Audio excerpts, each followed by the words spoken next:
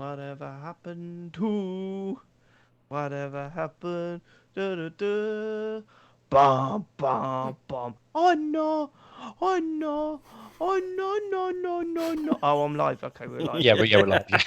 Hello, everyone. That I was is enjoying the fine. tension of like, is he going to twig that he's live? I thought I don't want this to end, but I also feel like I should tell him. Hello, Right. Chod. Right, Hello, Chod. Diggs. BT Dub 7. What's up? What is up, G? What is up? Diggs. I Explain why we're recording tonight. There we go. Now Chod's making fun of the hat. I should never have asked, Matt. I should have just left it. First mistake. The other week. You know you can't do anything. Like you work in an office. You change a single thing. Yeah. Like, come in a shirt one day. Oh, Dane Court, is it? Dane Court. Different. Got blue shoes on. Different. I should declare, because so a couple of weeks ago, Matt was wearing... Who declares? I do declare. Matt was wearing a very nice beanie hat, and I asked him where he got it from, and I bought the same one. No, I thought you were going to say... I asked Matt where he had a very nice beanie hat on. I asked him where he got it from, so I could burgle the shop. So break in doing that tonight. I'm doing that after this. Yeah. All right, James is dead. We're good. Oh no, he's alive. Oh, there we go. We're good. We're Twitching. Still. We are good. Still What's going. He doing? Just look at his penis. I'm Just not going, I'm sending a birthday gift to somebody, David. Oh, me? No. Nice and early, isn't it? It is. Nice and early. What are we Cash. girly? Cash? Yeah. Cold hard That's cash. what I like. That's what I like for my birthday too. Do you know what? I'm going to say Birthday to him, backs. should we get each other 20 quid? Just PayPal each other 20 quid, James, and then you send me 20 quid, and then I'll say, actually, I'm a bit tight, and send you a Speaking of gifts, maybe I should talk about this privately, but Okay. thinking for a while, how about we do... This is probably silly. How about I know we do what you're going to Secret say, Santa? and the answer is yes, Matt. I'm Yeah, well cool. up for this. Yeah, How about we as do- long as I don't get to James and have to spend fucking 20 quid on international postage. No, it'd be in Well, the UK, yeah. won't it? You voted Brexit, Dave. It's your own fault. That's true. Well, listen, I just what- wanted my power back. That's what the Thank you people very much. wanted. And have I got it back? Yes, I have, mate. Yes, got I mean, my that's power not- back. We Yeah, finally, TCGS thank you. Secret Santa. Are you? You're not coming to the UK for Christmas, James? I am actually, yeah. There you go. Yeah, So we're lives right. your parents' There you house, go. haven't we? Perfect. Wait, hold on. Have we worked out schedules for this? Is not the time. No, we haven't. We're and- already too late. We're an hour. Yeah, it feels an hour late than it is. And I was going to run through schedules on when we're recording the Game of the Year show. That is not for now. No, but Secret Santa, in or out? What should we do? Could be fun. Yeah, I'm well up for that. Fuck's sake. Yeah, all right, I'll do it. Yeah. £100 limit. No chance. Fuck's sake. Well, it depends how many full Nels members we get in December. That's true. I guess. Well, not December. Actually, God, because we don't get imagine if money that until was later. the Secret Santa thing. Is that we have to spend like our entire Patreon money for that month. Someone else. Do you know what though? I think That I'd would rather be spend that on my incredible. kids. Yeah, I think that'd be better. Yeah. Yeah, that'd be brilliant. Get everyone gets 15 wrapped boxes, gift wrap. Oh, Lego set. Okay. Right. Really cool car. Yeah, we like stuff anyway. Lifetime Should we supply of record a Pez. fucking podcast? Because Yeah. honestly, it's 9 o'clock here now. It's 10 o'clock in Germany. It feels 10 o'clock here. It feels like 11 o'clock in Germany. Watch James Farley. Watch James Farley. By the time the news is done, James is done. He's gonna be done. I And can't also, wait. so, I mean, I've made sure there's not much news either this week. Made sure. And The how have you manipulating made world sure? events. Yeah. Yeah, everyone. Yeah, fortunately, it coincided with the fact that there isn't much news. But, Okay. it's... yeah. We're recording tonight and not tomorrow night because Matt wants to go trick or treating. Well, Um, it's more like that. Jill doesn't want. Jill freaks out about Halloween, so that's basically why I'm here. The trick or treating thing is like have another wrinkle to it, but it's mostly about Jill hates it. What time are you actually going trick or treating then? Trick or treating. I don't know. I assume it's more the risk that dickheads might be knocking on the door and Matt's busy it's podcasting. that. Dickhead's knocking on the door. Dickhead's ringing the bell. Yeah, she hates that with a passion. Yeah. All right. Fair enough. Right. Right. Should we get going? Yeah. Everyone hit record. 3, 2, 1. Matt. Matt.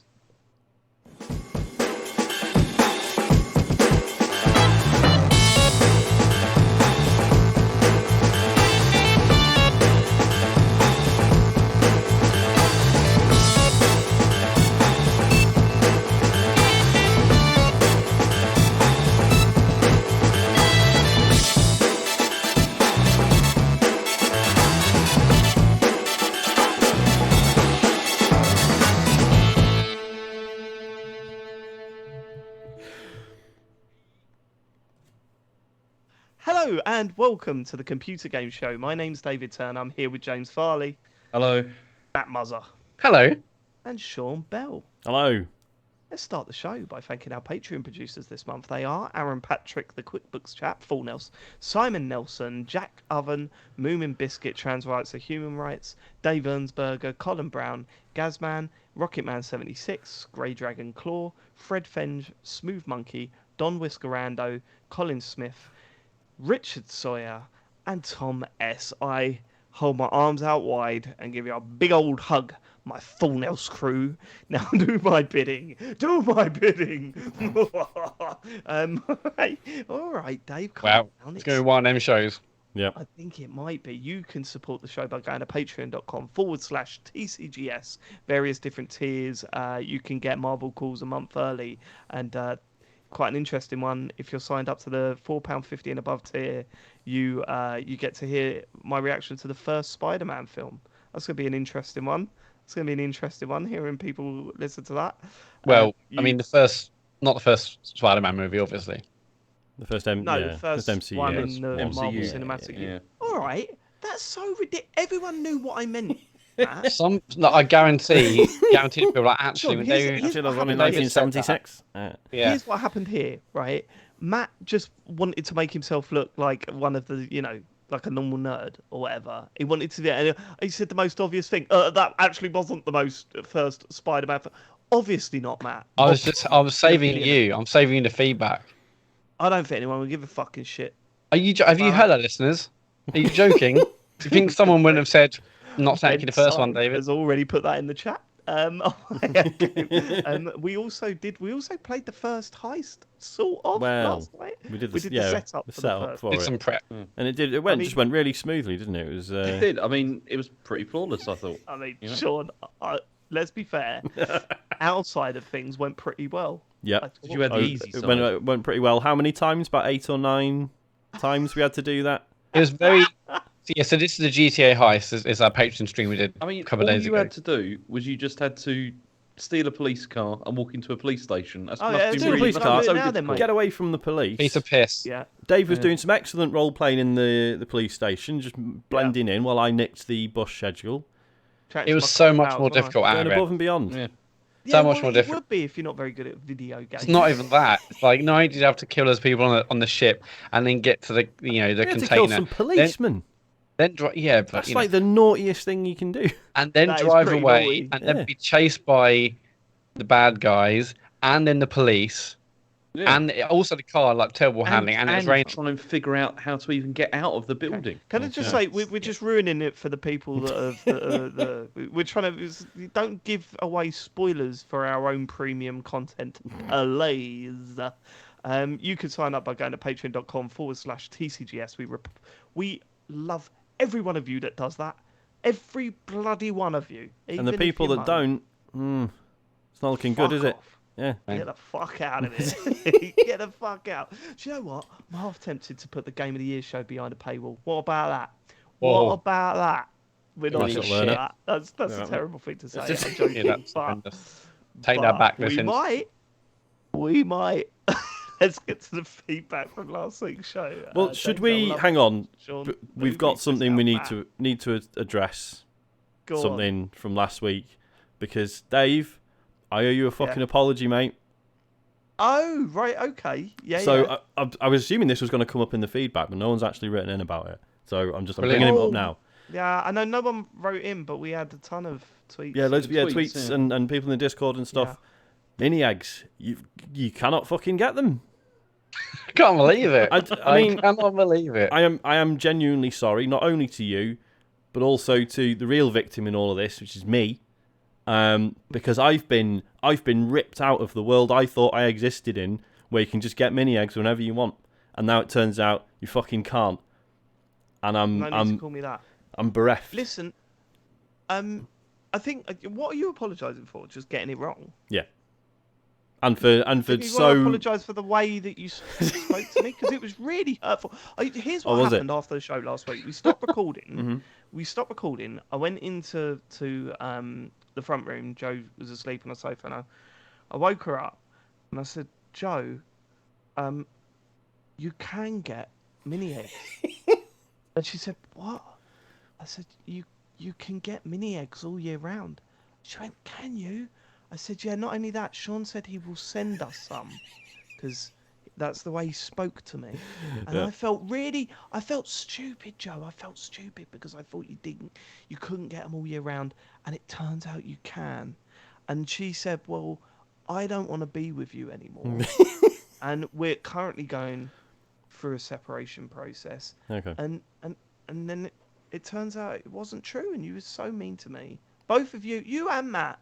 I mean, Matt's Yeah, sidetracking. He hasn't apologised. Well, no, I was waiting for you to do your bit, and I was going to apologise Didn't wanna once you interrupt. finished your spiel. Were you? Didn't want to be rude. Were you? I don't No, know if I I'd didn't wanna put your interrupt. name up. I don't think you would have done it. Didn't want to interrupt, David. Yeah, exactly.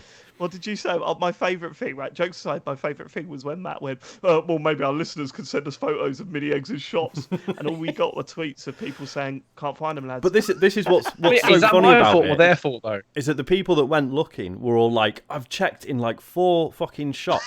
And not because like they were just desperate to be part of it or anything. They were just like, well, they must be somewhere. Because loads of other people were in the same boat as us, that they were just like, yeah, of course you can get mini eggs whenever you want. It's like... I mean, how do we not know there was just a rush on? in Very October. possible. Find out. That's James Farley level argument. That is. I wouldn't even It's say not that. going to work with me. I think what was the line that got me? I'm not saying you're lying, Dave. I'm saying you're mistaken. Save that Very for going to get it. vicious. Very vicious there. That's going in the advent calendar, isn't it, Matt? I need to do in the advent calendar. Work. Do that. But no, I accept your apology. Thanks. It takes a big man to apologise like that. It takes a bigger man to not speak to someone like you spoke to me last week. I'm just- John Denton texted me when he got to that part of the show and just went, "It's outrageous how they're talking to you." And I said, "I know, mate.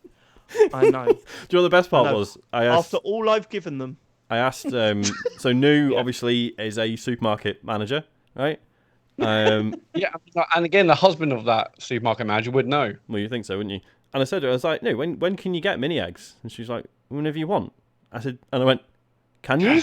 And she went, no. Like, she just never thought about it. Yeah. And that's the manager saying that. Yep. Yeah. All right. Okay. Well, no, appreciate it. And can you imagine my face when I saw the tweets coming in? Because it's so stupid. When you Google it, it comes up at the top. It just goes, yeah, you can't get them all year round, a seasonal thing, right? But I didn't even think to do that. So I was like worried about all these pictures coming in. I saw the first few tweets and I was like, hold on a minute. Well, because what made me Hold laugh on a minute. was because I found an article that was about like, so you can get them all year round in Canada. That is a thing. Oh, well, We ain't in Canada. did you mean Canada at the time, Sean? Sadly not. And it was really fun. And this article was like, oh, and yeah, and according to like people on Reddit, brilliant source, obviously, they're also available all year round in the UK. And then you click on it, and it's basically someone on Reddit just being me, going like, yeah, you can get mini eggs whenever you want in the UK. It's like, right, go to a shop and check, mate, because I'm not going to talk about the fact that they're trying to sneak them and rebrand them for various different seasons now because everyone fucking loves them. But no, I don't count. they are doing that apparently. Snowballs. Oh, Right. that's Let's. right. No, David, I'd like to say I'm sorry as well. Very brave. sorry. weird. I mean, you sat in the back there. You didn't really say anything. It feels like how comes Sorry. when Sean apologizes, it feels genuine, and when Matt does, it's for points. Like Also me too. Like he's going to clip that and say the apology episode where the boys finally apologize to David, and it's just Matt's bit going, "I apologize, David." Yeah. It just doesn't feel genuine. It feels like a tweet. What does that mean? Well, you know if I Just how his mind works. Yeah, I basically stopped. I thought about that. I basically like can't. Since all that kicked off, I'm like that kind of killed my love for Twitter. Genuinely. Like, how many years ago was that? This is what kicked off. When you're like, all your tweets are like advertisements. I'm like, oh fuck, that's just how I write. And I've kind of never. It's never quite been the same since. Yeah, but you do. Yeah, but you still do it. Like a couple of weeks ago, you just went, "Wow, what a goal from Man City!" And I went, "Matt." I was thinking, Matt, what? Who's reading that? Yeah, I'm like, okay, yeah. Honestly, it's like I've got a problem. I just can't. There's no confidence to tweet now. It's just really killed it. What do I do? Where do I go? What are you talking about? Just be yourself. Everything I do, you're like bollocks. That's just your cunt for doing that. Yeah. Isn't that part of the fun, though? No. Well, maybe you shouldn't jump on board when everyone's having a go at me and mini eggs, and then I'll calm down about your tweets. Should we get to the? I was going to say, I just thought, that prick who always emails in going, "It took you 7 minutes to get to feedback this week. How long have you been going? Now? Yes, 11 minutes. 11 Get in. minutes, yeah. Amazing. Cool. Let's go. Yeah, Andy Palmer, Remalaptar has messaged us, dear TCGS compatibility and oh Christ, I shouldn't have said this. Interoperability technology roadmap. Thanks for that, Andy. Catching up with the latest Adam Capone special, which was excellent, by the way, his best work yet. Adam's point about the awkwardness of a grown man going to the shop to buy just some mini eggs reminded me of my own chocolate buying story. Everyone has one, right? It was a few years ago now when I was in a band. We had a rotten little room and a lockup based Where is this going? Sorry. I've got this is a weird setup, right? It's what he's done, because when you do a setup to an email like this, you drop in like the, bits that you're going to come back to, obviously. This is just, we've got my own chocolate buying story when I was a bit in a band. This is bringing up... It's two things. It's two things. Oh, yeah, it is just two things, isn't it? I thought it was more in my head. Sorry, go on. It feels like a lot. No, I mean, it's like there's two bases for the story, isn't there? It's like, yeah, I know, yeah. Well, is it a story about you being in a band, or is it a story about you buying chocolate? One or the other. Pick one. I don't know. We're going to find out. It was a few years ago now when I was in a band. We had a rotten little room and a lockup based in the dingiest of Birmingham's back streets. Midway through a marathon practice preparing to do some recording, we all needed a sugary boost, so I went to my local garage to pick up some supplies. Upon presenting the cashier with my haul, which couldn't have been any more than 4 or 5 regular-sized chocolate bars, he looked at me, flashed a little grin, gave me a wink, and said in a sing-song voice, "Ooh, chocolate party." So to answer Capone's question, it can indeed be awkward as a grown man going to a shop to buy only chocolate. Perhaps it's why self-checkouts were invented. Love the show, bye. Why would you say that? That's weird. It is weird. I was getting all nostalgic about it. You mentioned self-serving checkouts or whatever. I was getting all nostalgic about the time before that existed, and you would go to like a big supermarket and you'd look down and there'd be about 30 people on the tills, doing the tills or whatever. And I just remember oh yeah, then I used to take my gaming mags up there and they'd always make a comment about, "Oh, do you like the Mega Drive?" Yeah, scan it please and let me scan the mag. We have a look at the Sonic poster that I'll never put up because it's got a staple through the middle of it. Did you ever work on the tills, Dave? I didn't, mate. No, I worked in Sainsbury's, but I was doing the shelves. You were shop floor, yeah. Yeah, shop floor. Yeah, I was shop floor. Unbelievably, I mean, why anyone would let me loose on the public, I don't know. Hey, gone that wacky. Why did you, James? I did, yeah. I worked on the tills. Yeah. How long did you work in the tills for? About 2.5 years. I bet you man and boy. hated it, didn't you? absolutely despised it. Despised it. James, what was your patter when someone came to the till? He had no patter. I love you, but I also don't see you as a type oh, good morning, how's it going? You okay? Yeah, they're always telling us to do that. It was always that, and because I worked at the co-op, and then so you had to go through the whole. Have you got a dividend card? thing, and it's That's how like you said In it. that tone. Yeah. yeah, if you're saying it over and over again, it's like it's no. I mean, the worst thing, the worst experience I ever had with doing that was where I was sitting on one of the till, and then another till a bit further ahead of mine. This woman just suddenly stood there and just said, excuse me, there is shit on this till." And what it was like down the other end. No, at the packing area, somebody had there'd been a baby there or whatever that this woman There had had been a left baby there. there. Wow, there had Shit. been a baby. And then just taken it and then just left it there. So it was and then Oh the my god. supervisor turned up. She was like, "You need to clean that up." And the person on the till was like, "I'm not cleaning that up. It's disgusting." And it was like a whole thing. Yeah. But yeah, Great. I mean, I just imagine you sitting there just going with various different items, like some water, beep, some crisps, beep, or nappies, beep, cheese. Excuse me, did you just take a bite out of my cheese? Yes, I can't help myself. You should have put it in a fucking lockbox. But no, So I it's prefer a the bit shop floor. Shop floor was better. A long Prefer way working to on that there. joke, wasn't it? We got there. We It's got good, there. though. It's Big worth old it. build up to that Worth it. joke. Thanks, man. Right. Garrison Savannah. I'm not a game dev, but I work in software development and I'm also a hardware nerd. And in my experience, it's much easier to develop for a platform that has the same architecture but different resources, e.g., making sure software run on x64 Windows systems that have different amounts of RAM and CPUs is much easier than Fucking hell, developing this is way. software we to run shouldn't on have total asked. platforms like Linux or ARM. This is about us, last week talking about Series X Series versus S, S and whether yeah. S is the bottleneck. So I Yeah. think I think it takes much less work to make sure a game can run on Series X and S than it would to have it run on Xbox and PS5. As for third-party game devs, I would have thought it comes down to making a title available to as many players as possible. They don't develop on PS5 and Xbox out of the goodness of their heart. They do it so they can sell to more players. Since I think there will be at least as many Series X out there as Series S as much as Series X, citation needed, it seems weird that devs would be complaining about having to develop for Series S but not for having to develop for PS5 and Xbox. I would have thought that cutting off 50% of the Xbox market would have been a bad business decision. At that point, would it not be better off just developing for PS5 exclusively and saving the Xbox development costs completely? As I said, I'm not a game dev, but I think a lot of software development is universal, and it doesn't seem reasonable to gut out half of your markets when the development for it is on the same platform and architecture, and it's just a case of optimizing for a different level of resource. Keep up the great work, guys. Was 100% worth upping my Patreon for the first high stream from Garrison Spanner. Thank you, Garrison. Thank you so Cool. much for the feedback, Harrison Savannah. I mean, I didn't understand most of it, but that's because I'm thick. And as long as I recognise that, then you Well- can't sue us. Broadly, it sounded like he was agreeing with me, so I'm well in favour of it.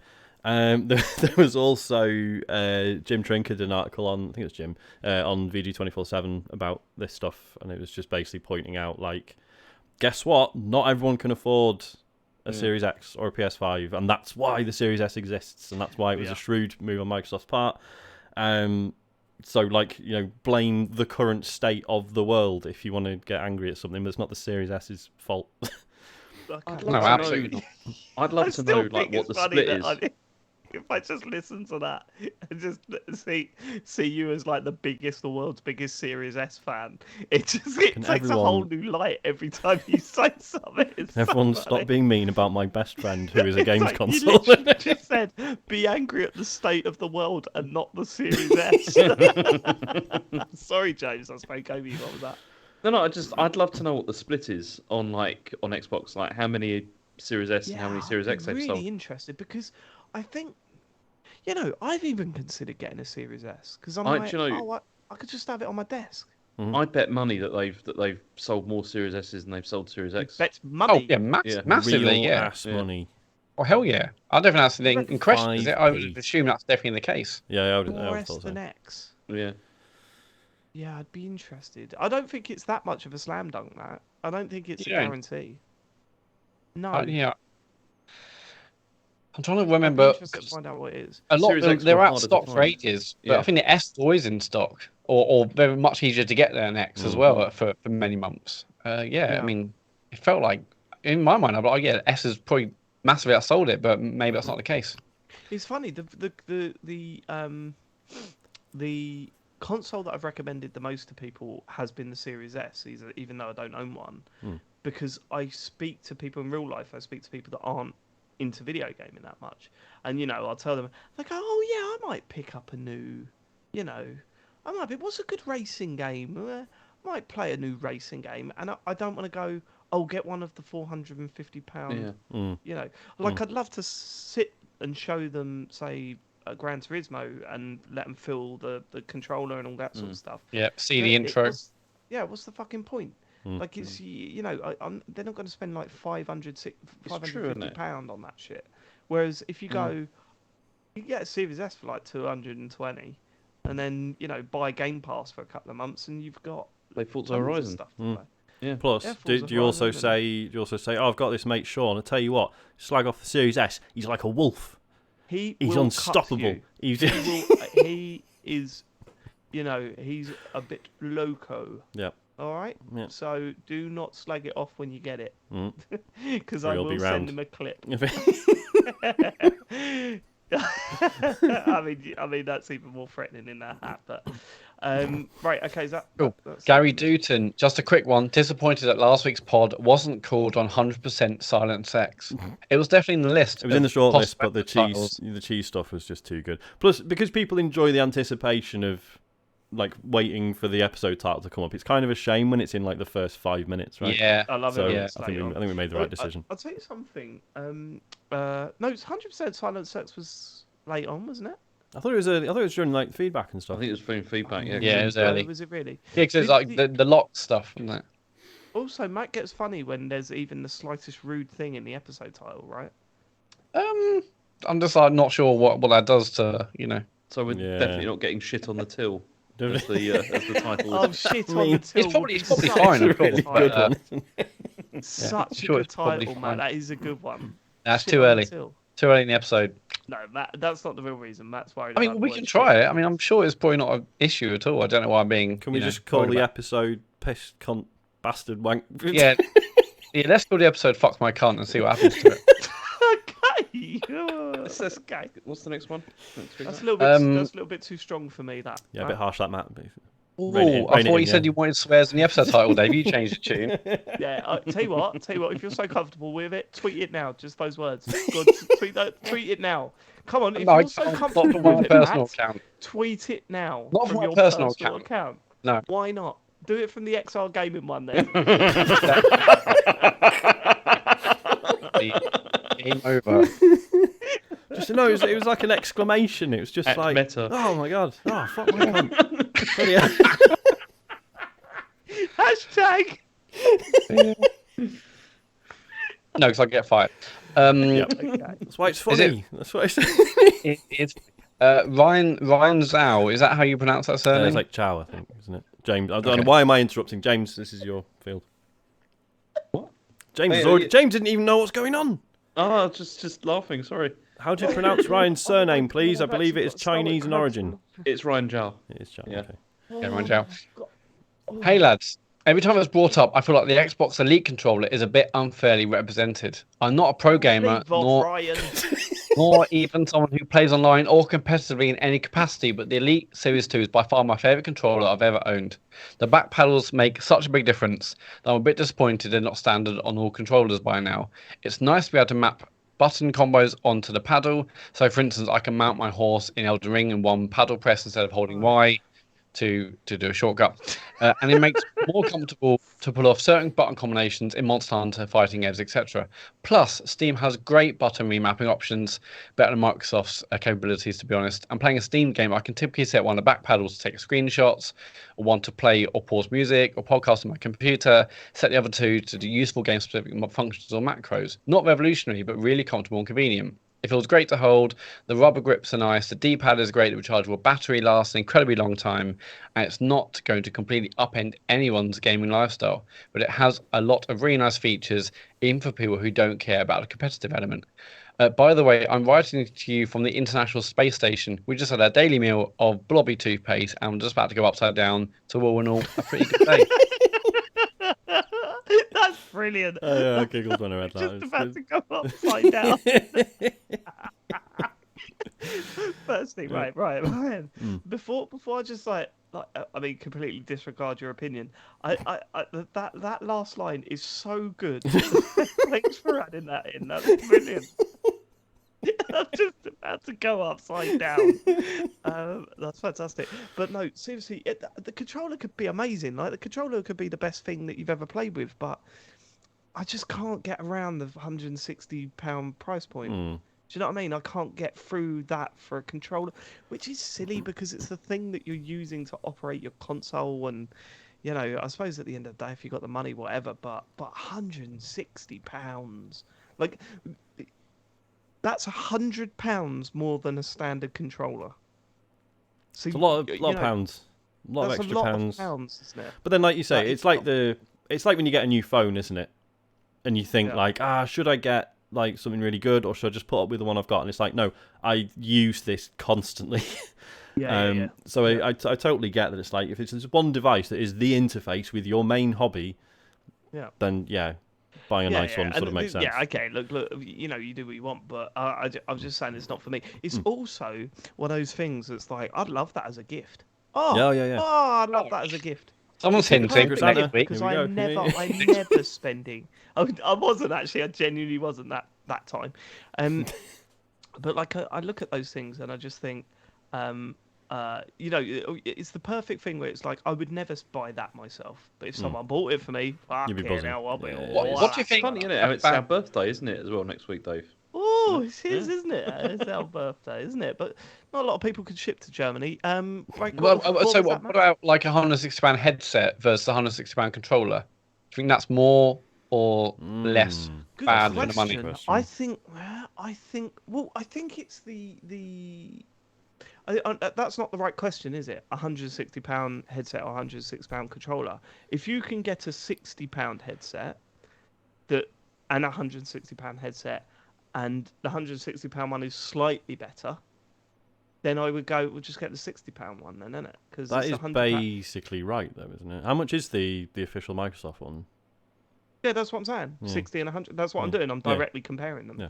So that's what I'm saying is that price difference worth what you're getting with the new controller? And also, my mate that I game with pretty much every night sits there and fucking moans about his Elite controller like every time he plays. So it's like hard.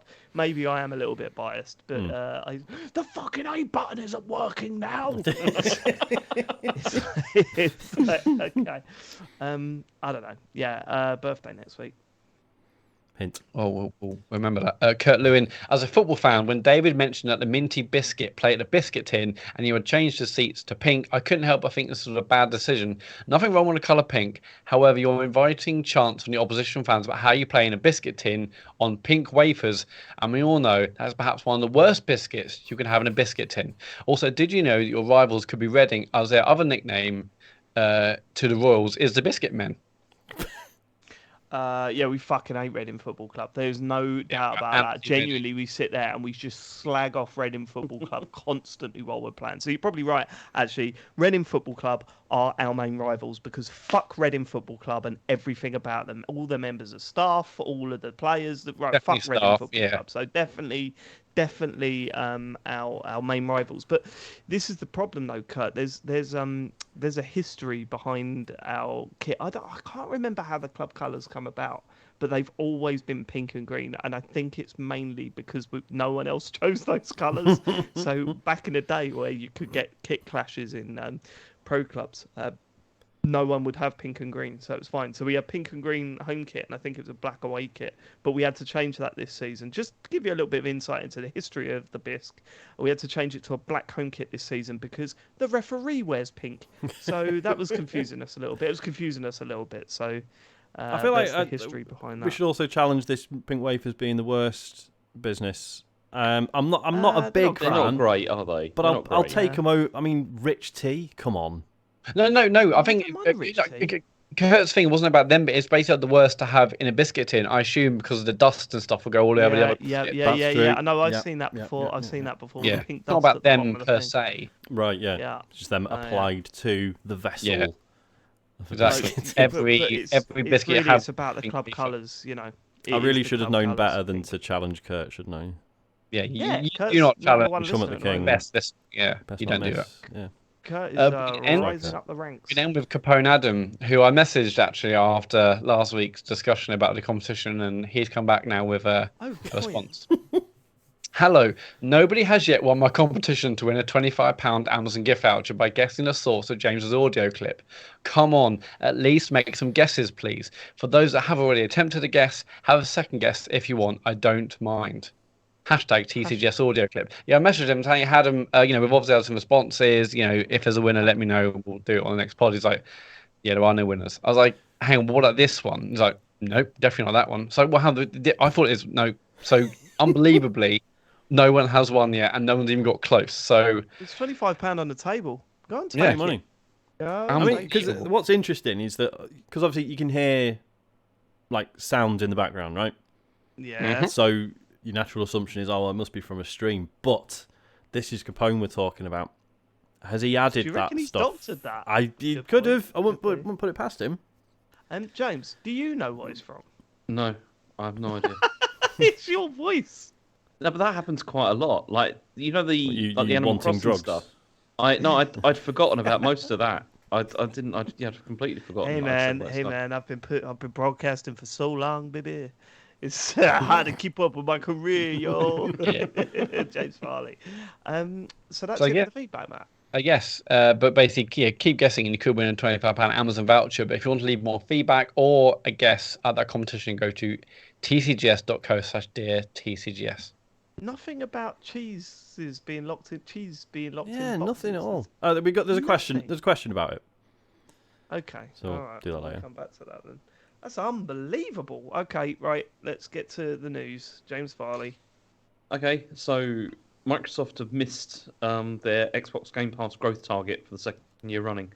So there's been basically this week. There's been all the financials have come out for various different companies, but I'm just going through the gaming stuff that that we probably care about. I want all the non-gaming stuff as well. No, I wanna, Yeah, come on. I want to know how Dyson are doing. How did you? I often think about them, Dyson, and I think about was it the who makes the toothbrushes? The Oral which one? B. Oral B, whatever. yeah. Yeah. How do they sit there? And also Gillette with their razors, because they sit there and go, right, we need a fucking new idea. Another razor blade in it? No, we've got. There's 12 razors in our last one. We can't just keep adding razors to it. There's got to be my favourite was one that was like a battery in it and vibrates. Think about we Why? make it vibrate. Yeah, Yeah, Doesn't I had matter. one of those. This Not- one's not got good. a ball in it. Well, what makes me laugh is when they added like the other blade on like the other side. Yeah, I mean, that which was is actually amazing good. because that's because they realised they'd added so many blades to the main Blades, bit. There was you no could precision. get It's into a the problem nose. that like they created. Yeah. Like, yeah. But it's the same with Dyson as well. It's like you've made a really good Hoover there, and you've made it like the whole idea is that you're giving people lifetime guarantees. But we need to sell more. Yeah. I know. Oh shit! well, 'cause- What are we gonna do? This one? I don't know. Because what happened with? Because I remember years ago there was like an infographic like they always used to do the rounds where it was like James Dyson paid more tax than like Amazon and eBay and everyone else in the world combined in the UK, and it was like they were held up as this example of like, oh, James Dyson's really cool, believes in paying tax, blah blah blah blah. Isn't he a total fucking wanker? He is. Yeah. Yeah. It's It's just- Oh he right, was we a don't want your money massive then, Brexit James. supporter. yeah. He was well into it. Yeah. Yeah. So I don't know. It's just weird. Anyway, Where'd that come from? Microsoft financials. Can I continue? So anyway, Sorry. Yeah. so Microsoft had targeted a 73% growth rate for Game Pass for the fiscal year That ending is 30th of June. what a ridiculous target. 73%. That is. Yeah, they mad, wanted isn't to, it? but they managed 28% instead. So that was it's a bit of a difference. A bit short. And the previous year they had a target of 48%, and they managed 38%. So they did better last year. But I mean, So it's it's funny that, slowing isn't it? down. It's like they still didn't do so well. But they're like, we're going to nearly double like the goal for this next year, even though we Well, didn't hit it I'm this time. assuming I'm assuming these are figures that are back from when Yeah. they were looking at projections, early projections. Well, yeah, I mean, I think we know the reason why it had a massive growth Yeah. target this year because of the huge titles that then got pushed to next year. So Yeah. then also Game Pass. I mean, Game Pass accounts for 15% of Microsoft's contents and service revenue, and then also Phil Spencer has talked about price as well, where he said we've held price. We've Sorry, held say price that on our again. 15% of what? of Microsoft's content and services revenue. Microsoft's. No, in I don't know if that can't be the whole of Microsoft. That No, must no, be it just the said about the Xbox. Xbox. Microsoft's Xbox content and services. Yeah, there you go. division. Yeah, Xbox. it's just the Fucking hell, Xbox. Yeah, yeah. James, read the news properly, son. Jesus, I'm thinking the fucking Office 365 or whatever it's called. It's called Microsoft 365 now, David. Yeah, It's they've a- rebranded it. Yeah, Oh, for God's sake. it's a ridiculous. Why would you give up the name Office? Yeah, the Office. Yeah, everyone's going to It's call like it that that's anyway. like everyone knows that, and it's like Yeah. it doesn't make any. Anyway, Do you think it's like a Embarrassing. whole like working from home thing? It's like, well, no one goes to the office anymore, do they? yeah. Yeah, the Office is an outdated concept. Instead, they're just yeah. thinking about Microsoft 365 days a year. It's well, just- Your office can be your bed. Fuck it. Work until you die. It's like, No separation ever between work and home life. Fuck it. So then also Phil Spencer has talked about price, and he says we've held price on our console, we've held price on games and our subscription. I don't think we'll be able to do that forever. I do think at some point we'll have to raise some prices on certain things. But going into this holiday, we thought it was important to maintain the prices. Yeah, so there you go. Well, I mean, again, imagine raising the prices when they've released like no major first-party games Yeah, on no, the that's system. not Well, really that's the reason for that. I mean, because also the other thing that happened is that because it turns out that their software sales have like declined, but their hardware is up. Like they've done like reasonably well with that. Okay. And it says Microsoft attributed the slide to declines in both first-party and third-party content. They said with lower engagement hours and higher monetization, partially offset by growth in Xbox Game Pass subscriptions. And so there's basically not been a lot there's of Game Pass games this year. that's the is there? problem. Yeah, there's yeah, not really been enough games to do that. I Where's think there's this been going? enough. There just haven't been many like AAA tentpole they've ones. released, no, hold on. They've released content. That's Yeah. fine. Yeah. But when you look at previous years, there's always been like 4 or 5 games where you look throughout the year and you go, "Fucking hell, how are we getting this?" Do you know But what I mean? it's that, and also the fact that they own all the studios, and it's like that they haven't produced. There hasn't been much come out Anything. yet, Yeah, and yeah, it's yeah. still So Yeah. mad. It's so mad. Every year we've been going, "What have those studios been doing?" And then every year we don't find out what they've been doing. It's Yeah, and fucking then crazy. the big Starfield delay as well. That's Yeah, I mean, that's you killed look at any- last year, you had big hitters like Forza Horizon 5, which was massive, and Halo. Halo, You know, you look at this year and you go, yeah, it's not really been anything, is there? But you've It's got to be weird, like- expecting that, like next year, Go on, and Sean. I was just going to say, like they bought Obsidian, and Obsidian are doing what looks like a sort of Elder Scrolls-ish, first-person big RPG. I Yeah, keep forgetting Avowed, yeah. That's Yeah. the one, yeah. But in that time, like we've seen like Grounded and now Pentiment is coming out in like next month, I think.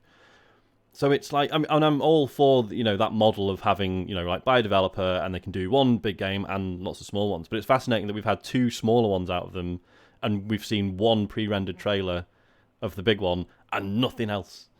It's funny you bring it up. I saw like a thread on Twitter about the fact that the official Xbox account, either the general one or maybe the UK one, has mentioned Pentiment like once, and that was a reply to another tweet. Like that apparently there's a new trailer out or something the other day. They didn't even tweet about it. And I was like, this is an Obsidian game. Like, what's happening there? Yeah. I know, like apparently Obsidian do like their own marketing separate to Microsoft, even though they're part of Microsoft. But still, it's like, what? This is like a game. There's on one of your negative studios. to pushing it, is there? Yeah, no, it's weird. I do wonder where this is going because, subscriptions will go up and down. They'll bobble. How long before it becomes, oh no, we're trying to get as many people in as possible? How long does it get to a point where it's like we've kind of got as many people as we're gonna get at this point? well, that Phil Spencer said that actually. Like he said at one point that they maybe have as many people as they're going to get on the current user base, basically. Like all the people that own Xbox are that are going to subscribe probably have subscribed at this point. And then how do we get to the point where he says, "Fuck, that really is not what we were expecting. Our budget so way off. Like we're gonna have to start saying, I don't know. I still think it can grow further with more consoles as well, and also with the cloud stuff. Because the thing is, we're saying this about how there's not much has come out yet, which is true, like from all the studios they bought. But surely they're going to start next year and maybe the year after. There's going to be like continuously releases, right? There must be. They must have like 4, 5, 6, whatever games coming out a year. That Have are you like seen- big things. I don't think there's been any sort of specific news about this, but just rumours that they're doing everything they can to get a not Genshin Impact, but a Genshin Impact on it. Yeah, Because they felt they missed out, didn't they? Yeah, on, because they on that. still need to sort of break China, really, don't they? So I that don't would think they ever be will break China though. No, Is they that- won't. is Well, that well, that- massive? They're never because going to that's- do it, are they? Not with consoles, no. Because although it's been released over there, it's like the Xbox. People that are playing Genshin Impact are not playing that on consoles. That's being played on Most Yeah, PC and phones, yeah. presumably, and stop me if I'm wrong, James, but presumably the government over there is not going to allow them to become a big force in that country, right? They'll do Well- everything they can to stop it, right? It's not a case of stopping it. It's a case of there's not a culture of like console ownership either. No, of, I like, get that, people but into say that, they and it's- started like tapping into that market, isn't it the whole idea that the idea of a fucking Western company like exploding? I think that's like okay in and of that? itself, isn't it? It's more just in terms of like the content will be strictly monitored. The content's more of a problem, and restricting and making sure that it follows like all the various regulations. But then also you've got companies like Tencent that are like they're the dominant players that are, and all their stuff is pushed mostly on PC, not on consoles. Yeah, it's yeah, just yeah. it's just not a market like for that really. Yeah, it's So- going to be interesting. no. It's going to be interesting because you've also got, say, for example, Sony that are trying to compete with this now. And when are they going to get to the point where they go, oh, actually, it's not really worth competing? I'm not saying this is not successful. I mean, it could be successful as it is now. It could be succeeding. We don't really know. But what I'm saying is that there's got to be limits to how many subscription services people are willing to subscribe to. There's also this ridiculous economy problem that we're feeling definitely. I don't know about anywhere else, but definitely in the UK, everyone is like, oh my god, everything is fucking way more expensive all of a sudden. What the fuck? So people are starting to tighten their belts with I mean, subscription services is the first thing you look at, isn't it? Where you go, do I really need this? So you do wonder if they're going to head into a bit of a less successful future with this. Strange, isn't it? Yeah, it's interesting. James, I'm not sure. Did any of the news mention the fact that the Keystone device has been cancelled? No, I hadn't heard it had been cancelled. I heard that it was Phil Spencer saying it was like years off. Yeah, Like, so they said it was, yeah. Basically, there's like an interview with Wall Street Journal, and someone asked about that device that was, it was like pictured on his shelf and all that stuff. And the quote is, "Keystone was something that we were incubating internally. Late spring, we pivoted to working with Samsung. I still have the prototype. Will we do a streaming device at some point? I expect we will, but it's years away." Yeah, I mean, that's I thought that would be like a slam dunk. Get that. it seemed like an easy win, really. Yeah. Yeah, but obviously there's now got a Samsung partnership, and they'll do it that way. But this Well, feels maybe they want to build relationships with more TV manufacturers, and that's rather than having like their own device competing with them. It would make sense to just have it built in, like the Netflix app and Disney Plus and stuff. That does make sense. But for people who haven't got like the latest TVs, this felt like it would be an easy thing. But clearly they've done the numbers. I was going to say, not presumably they've got data on how much easier it is to convert someone who, like you say, they just see it as an app on their television, and it's like, oh right, what's this? And then they just sort of stumble into it rather than having to, obviously a streaming stick would be much cheaper than a console, but it's still going out of your way to buy a device, right? That's not going to be happening as easily as you think, because they'll go, oh look, I've got an Xbox app on my thing. What's this? They'll click on it and they'll need to connect a controller. Yeah. And it doesn't really work as easily as that, And then also it's that bridge of like, even if you've got a controller, it's like, well, how do I connect the controller to the TV? It's for like the mainstream. It's not something they really want to do. It's like a barrier. It's a barrier. Yeah, isn't still it? too many hurdles there, isn't there, for it to just be... What I do see is that if these, I could see I can see a situation where kids are like, I want a new Xbox. We can't afford one, but you can get this £20 streaming device that's like a Fire Stick. A Fire Stick, Yeah, that's Fire like Stick's massive. 24. Everyone's got them. Yeah. Well, yeah, But- like kids' bedroom scenario as well. Like, you know, they want something to play games on. It's like, yeah, but they don't need a Series X. So if you just give them No, a they certainly 20 don't. quid streaming stick, that'd be all right, wouldn't Do it? you know something? I was thinking today while we're reflecting on this stuff. Mm. Next week marks the second, like 2 years with the Series X, Has it been that and long? then Christ. and then obviously 2 years with the PlayStation shortly afterwards. That's mad, isn't it? These consoles really do feel like they're nowhere near hitting their stride. It feels like such Yeah. a real sort of okay. We're getting games, Mm. but there's not been that moment There's not where you're really like, been like a "Holy shit, massive, this is yeah, it." like big thing. Well, has how there, many that's are like- truly exclusive to the new consoles? How many games? Well, I mean, not been many, has there? obviously, Elden Ring. You've had. I don't Clank. know how. I don't know how much I go along with that as such because you've got, when you remember Switch, one of the big games for Switch, like when that launched, was like you need a Switch because you need to play, what's that fucking game? Breath of the Wild, my favourite game of all time. But that was also available on the Wii U. I suppose the difference is no one had a fucking Wii U. So, Well, yeah. Elden Ring was on previous gen as well. really? Yeah. Yeah. Oh wow! I just checked because I remembered when it came out. Like people were saying, "Oh yeah, if you're playing it on PS5, just install the PS4 version because runs way better." I had absolutely no idea that was out on the older consoles. That's mad. Imagine that running on James's old Xbox One. Wow. Set on fire. It's really strange. I think it's been understandably so. I think the world has been through hell for the past 2 years, and it doesn't look like it's getting any better anytime soon.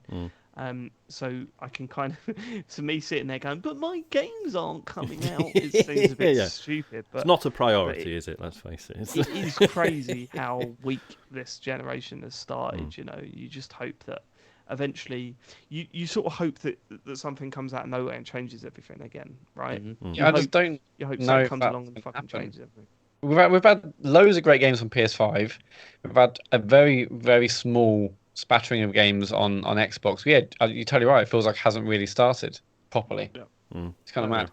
Just on the Game Pass thing, this isn't part of news, but like I think last week there was videos and news about the new Xbox dashboard update, which is maybe live, like Insider Ring users or whatever the thing is, and it's all basically like a massive Game Pass ad, which I get, but for the first time, it kind of made me think, can you maybe tone down the Game Pass like chat on everything? I mean, I've got Game Pass and I enjoy it, but when you look at the UI and every single square is like a Game Pass ad, pretty much. It's like maybe tone it down a little bit. I don't know. For the first time, I had like a slight negative feeling towards Game Pass, thinking I just want to. I mean, I still think Xbox UI is rubbish, and this new one doesn't look much better. But when every kind of square is like coming to Game Pass or this is on Game Pass, it's like I don't know. And I'm a Game Pass user. That, though? Are you exaggerating a little bit? It's not every single square is saying come into Game Pass. You've got the Game Pass thing when you scroll down. No, So I the get new one, that. though. Yeah, on the new one. Yeah, no, the like, new one. Yeah, that's what I'm talking about. So I watched the video. They said there's a Game Pass thing at the top, and that would be irritating as fuck if you're not on Game Pass to have such a big part of that home screen, or at least when you scroll down from that home screen, that's all Game Pass. It's like, that looks annoying. But other than that, it's still just got your games and my games and apps and all that sort of stuff on the front. I don't know. screen. I saw that, and I think Tom Warren tweeted like, "Oh, Call of Duty must be out." Like it was all. I don't know. I just felt there's just an awful lot of stuff. It's definitely definitely. like even as someone who uses Game Pass all the time and absolutely loves it, straight away I was like, this is gonna piss people off. Yeah, it's basically like the store now is just your UI for access, and like I get that on the store, but when all of the UI is basically a store as well, it's kind of. Well, that's what they've done, haven't they? They made the whole front page basically just look. It's the store. You're looking at the store, which. But it was weird as well because like the first thing you could see was like latest releases on Game Pass, whereas on the Game Pass app, if it's a dry couple of weeks, they actually like take that away. So I don't know if that means like this new interface will be responsive in the same way, or is that always going to be there? I don't know. It's weird. It's weird, yeah. But Microsoft love doing this sort of stuff, though, don't they? Because they did it, wasn't it? Making I things don't know worse. if it's no. In terms of like sticking ads for stuff in things like where it probably shouldn't be. Because like I remember seeing like was it Windows 10 or Windows 11 where it's like you clicked on the start menu and it's like had that all this like That's adverts and still stuff like that. like You've got the It's tiles all over that fucking start menu. It does my nut in.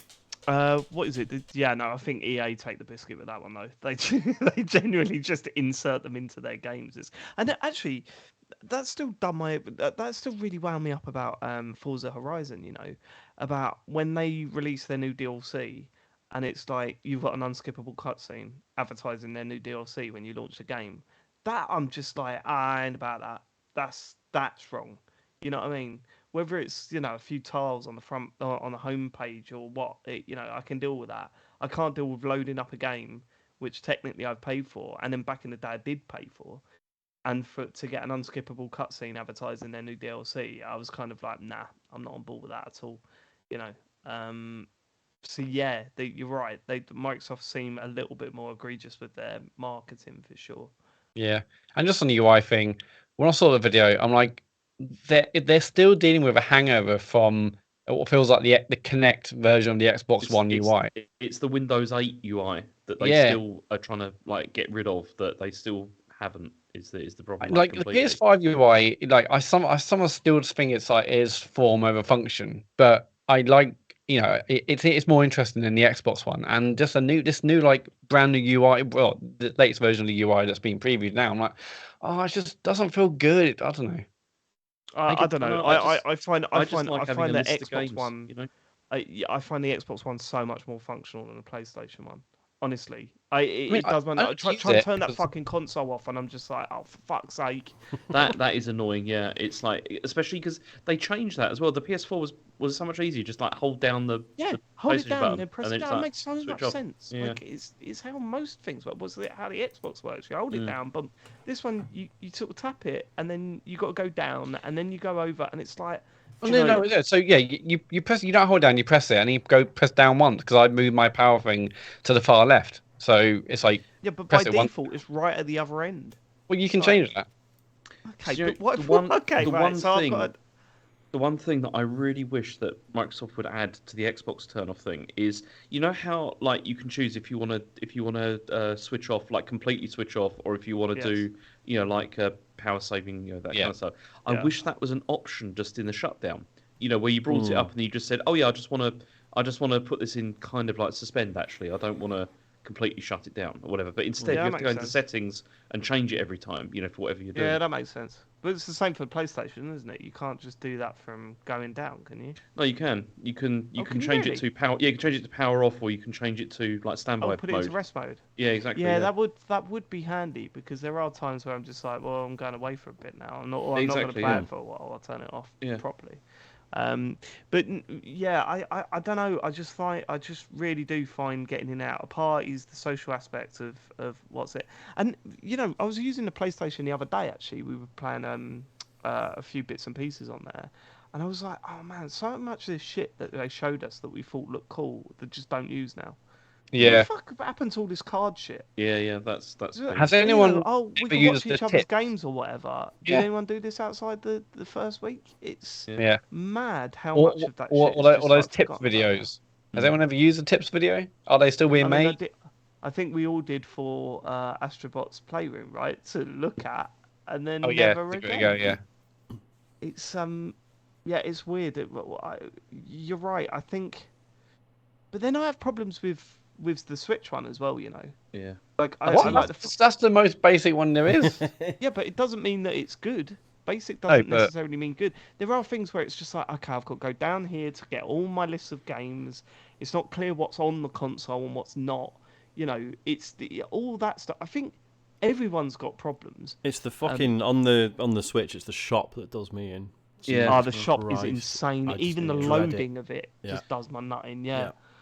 Yeah, and the fact that it's just kind of like, oh yeah, I might buy this, and it's you got the shop is a fucking nightmare on that. I'll tell you what though, the most depressing thing about the PS5's interface though is that it's not going to change significantly for the entire generation. That's of this true. console, Sony almost don't certainly. do that, do they? Yeah, they don't like. There'll be tweaks. There'll be like minor tweaks to it, but they're not I going hope to. they change their policy on that. I Yeah. hope they do, Because I the thing think is like we're slagging off the Xbox One and saying like there's aspects of it that are not great and everything, but they are still always trying to innovate it and change it and make changes to it, and it's like more advertising in there.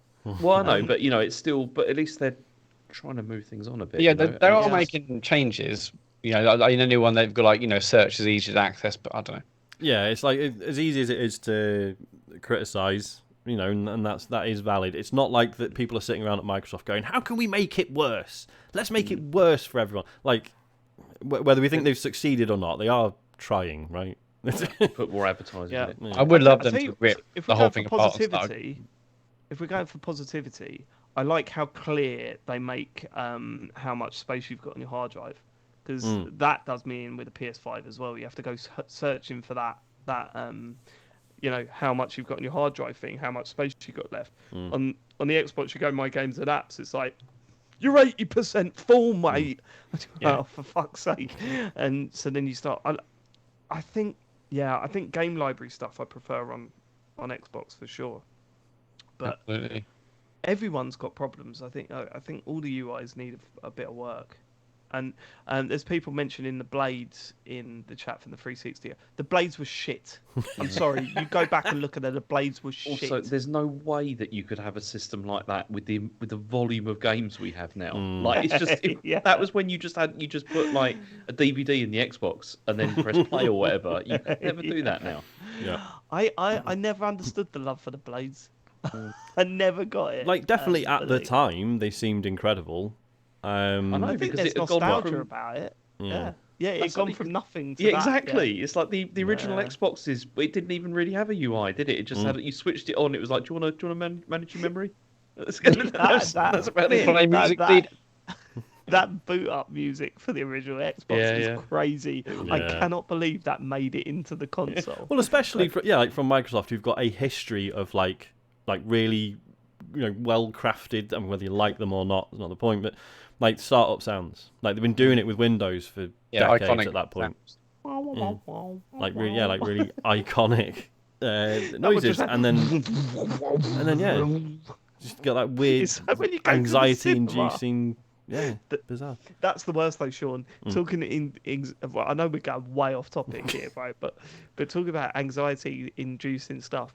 When you go to the cinema and the surround sound bit happens, and it just like goes. Oh yeah. And you're sitting there just going, I don't like this. Fucking stop it. I don't like it. There was But which what I do one- like- was it one of the? I think it might have been the new 3DS when you were doing the setup process on it. It was every page you went through. There started off, you'd be like ding, next one, ding, next one, ding. Oh ding. god! And it was man, I like, couldn't do that. yeah, and it was like that's so unnecessary. Like, and I'm not saying it like I had a panic attack or anything, but I was just like, why do I feel like uneasy about this? Where are we? What are we doing? We're doing a podcast. Yeah, sorry. Let's We do thought the next story. we'd done it again. I jinxed it. I said before, and I was like, look, there isn't much on the feedback form. Short show? Question And then- I'm not mark? being funny, Sean. I'm not 25-minute being chat. funny. Yeah. Like UI. We're only 57 minutes in, and we've got about 3 games to talk about and a couple of questions. I Yeah. really would worry at this point. I Yeah. think we're going to be Yeah. all right. It's all to play for. Okay, do you want to hear about Meta? Always. What's happened to them? Always, yeah, I love it, Matt. Good Love news, it. I assume.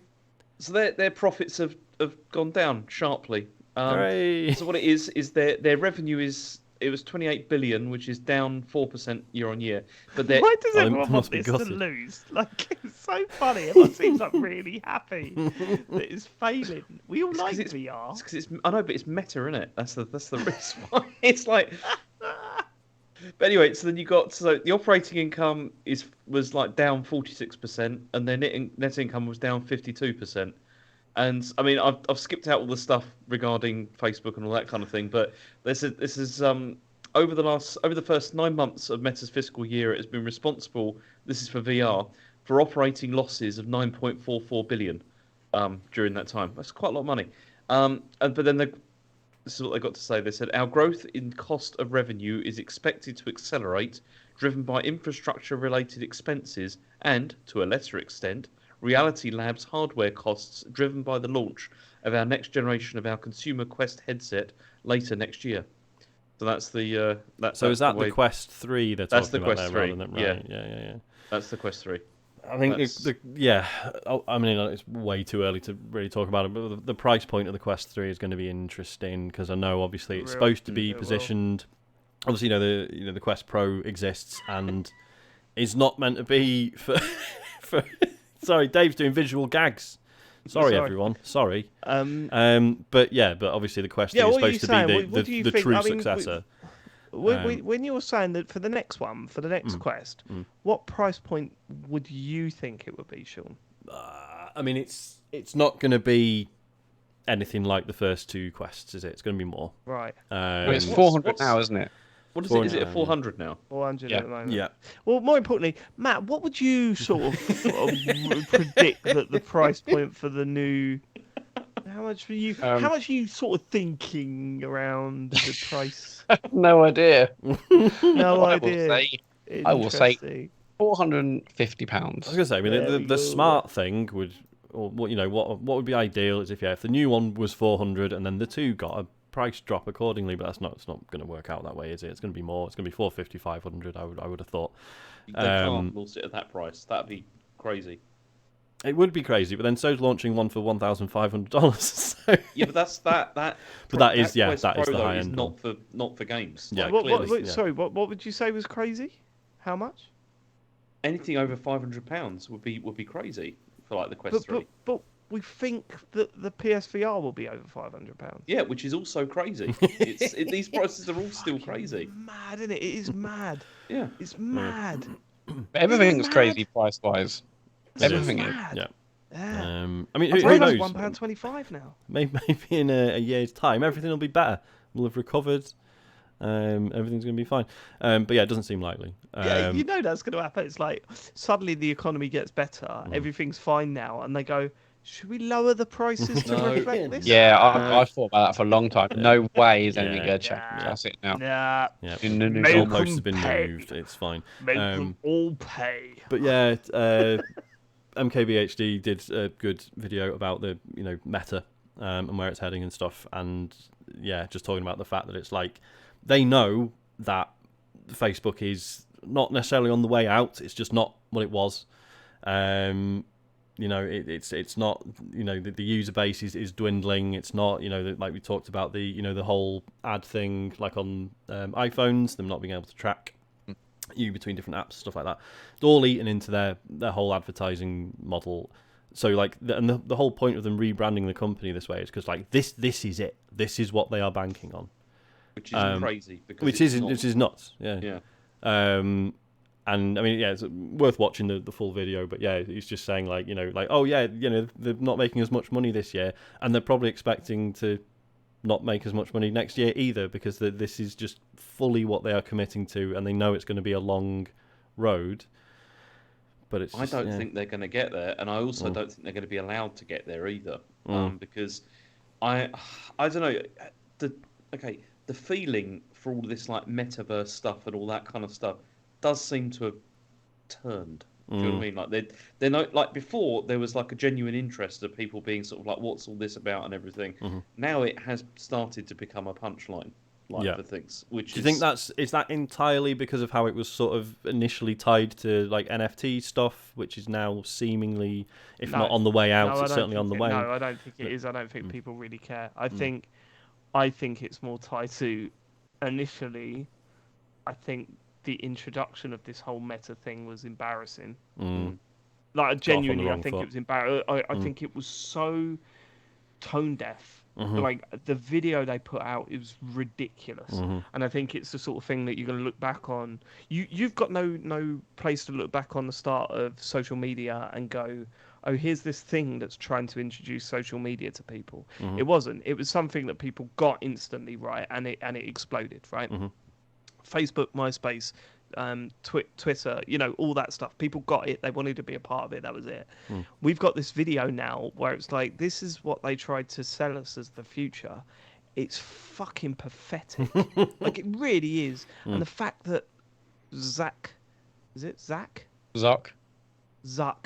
keeps coming. Mark- What's his first Mark name? Zuckerberg. Mark Zuckerberg. That's yeah. it. Zuckerberg. His name was. And the Episode fact that title? he keeps coming Question out, mark? and I just go, do you know what? You don't come across as a salesman, mate. You're a very rich man. He should not be in those videos at all. Should he? He's not. Really shouldn't, should he? Eh. No. He really should. I don't look. The Um, thing is that I think there's a place for VR. it's just in that the they're future, focusing and on I the think wrong thing. it'll get better and better. Yeah, they're focusing on the wrong thing. Mm. They're seeing it as a replacement for social media, and it's not going to be. Exactly. That. It's not. As the gaming side of it looks great, like, Yeah. and it is something that people are really engaged with, as being something which this can go. But the whole thing of like that, the Quest Pro, the whole point of that is really it's the more sort of like the what's it called, Horizon Worlds and all that kind of stuff, and like we're going to replace your office experience and all that. Well, kind yeah, of stuff. because it's the base. It's the fucking knobhead from Heavy Rain, isn't it? That's what they want. That's what they want Yeah. to do. They want it to be And I like, right, think you put these glasses. glasses on Still and don't think bang, people you're in a are ever virtual Great office. glasses. No one's ever going to want to do that. Like, seriously. Not for an It's 8-hour working day. Jesus Christ! Yeah. Like, it's But insane. even just doing it for like for like video calls and stuff, it's hassle, isn't it? Like, no one really wants to do it, but you have to, and it's Well, like, this is what's amazing, isn't it? And this shows that Facebook come out. Your nan wanted to be on there. It was easy to use, and they want to look at pictures of kids and holidays and all that sort of shit. Everyone wanted to be on Facebook. We have been through 2 years of Zoom calls, Teams meetings, this, that, and the other, and still now, when I go on Teams meetings, some people just don't know what they're fucking doing. Yep. And that's a very simple step. That's Yeah. a microphone, some headphones, and a fucking camera, right? Trying to convince people that virtual reality is the step for that. Virtual reality in the future is going to be fucking massive. Like, I've got no doubt about that. They haven't found how to do it yet. They haven't found how to sell that dream yet. And I'm really interested to see who does. Well, this is the other thing, isn't it? It's like if there is going to be a metaverse or metaverses, plural, like I don't want fucking Mark Zuckerberg to be in control of the only one. Like I would if another company was also like tanking because they're trying to put money into this, I'd be like, well, fine. At least there's going to be competition, and there's not going to be like a monopoly on this. Yeah. But the idea of the metaverse being a thing, a part of our lives, and it's fucking the Facebook guy in control of it, that scares the shit out of me. Yeah, I mean, right now the only company really putting money into this, but you've obviously got the other big players like Apple. It's been rumored for years about their own AR VR headset. I guess Amazon is another one with the big money. It's basically Amazon, Microsoft, Apple, Meta. Yeah. I think there's another like big, huge tech company, and then they're gonna be the only ones really putting the money into it. We've seen all this public stuff. I mean, no doubt Apple and others are probably doing the research internally, but it's interesting because what happened to HoloLens? Microsoft's one. That's I completely... guarantee they're still working on it. Well, I mean, like the army bought like millions of headsets or hundreds of thousands of headsets, and like the US Army using it, but in terms of consumer stuff, didn't really get there, did it? No, I'm almost certain that's the way things will go. Some glasses that gives up the information into the real world. Like I was going to say, because like That's Google the Glass AR. as well. Yeah. What happened to that? I mean, obviously, Yeah, it's a It will Google happen. product, The so they technology binned just it. was not there. It Yeah. wasn't there. It will happen. They need to stop putting fucking cameras in these things for starters. Yeah, That too does weird. nothing. It's too weird, isn't it? It's just wrong. It's Yeah. it's just wrong. Just fucking turn your camera off. All right, we live in a CCTV state. If you want to go, deep into it, I know it's shit, but also I don't want people looking at me and possibly there being a camera on. Oh, it's No. got a light on it. Well, just remove it then. Just Yeah. remove the camera completely. Yeah. It's just that's the most easy way to represent of look what you can do. Yeah, I think that's the way. I think that's the way. I like it. Okay. Next Okay. story. Yeah, okay, we're done. Okay, so I Naughty can't wait Dog. to listen to that clip back 20 years into the future. And we're all sitting there on listening to it back on our Meta headsets. But yeah, we're also going. Okay, guys, this is just audio that we're going to listen to now. There's no.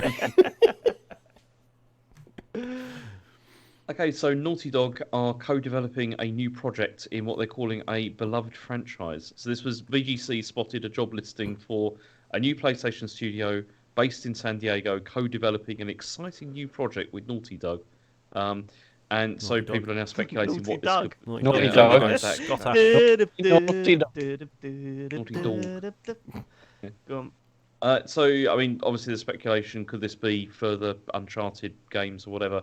But then also the director of the Uncharted film has revealed that he is adapting Jack and Daxter for the big screen next year.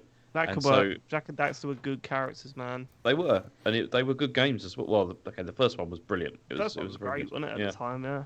Then they went for the whole let's make it all edgy and dark stuff and with Yeah, guns, and yeah. it was less good. Yeah. We got any- Naughty Dog? I was going to say, we got any bets on what this is going to be? Please be something new. It's not. Well, though, no, is it? it's a beloved beloved franchise. It's not new. It's Sly Cooper, mate. Bet you. Yeah, Bring it that's a back. good one. Bring Is it it- back. Last of Us 2 remake. Well, hold on. Co-developing. They ain't get, so it's not going to be Last of Us. It's not going to be. Mm. It's not going to be Uncharted, is it? It could be. It could be Uncharted if they. Why they're would they going for- co-develop their biggest franchise? It's not their biggest franchise anymore, I don't think. I thought Uncharted was done now. Is that not? All right, okay, James. I'd say. Okay. Wouldn't you say Last of Us is bigger? Say Last of Us is bigger, right? Say it's. That doesn't mean that they go, we'll just co-develop the next Uncharted. No, because there were rumours that Bend Studio were going to be working on an Uncharted game. Mm-hmm. Yeah. Why would they ship that out? Makes no sense to me. Surely they want all control over that. Because I think the idea was that they were kind of done with it, and so but they still want Sony obviously still want to push the Yeah, they still Push want the it. money. Yeah. I mean, I just want Naughty Dog to do something new now. I don't want them to just keep plugging away at Uncharted and The Last of Us. I want something different. Mm. Because they feel like a studio that could do something that takes things in a completely new direction, you know. Oh, definitely, yeah. 100%. And it would be wonderful to see them step away from their comfort zone. It would be Because nice to not get a narrative adventure, you know. As something that's incredible as The Last of Us 2 was, and it was incredible, you know, it was safe. Do you know what I mean? In terms of plot and narrative, it wasn't safe. They took a lot Yeah, of it takes risks. risks there, but But in terms of the game, it was very safe.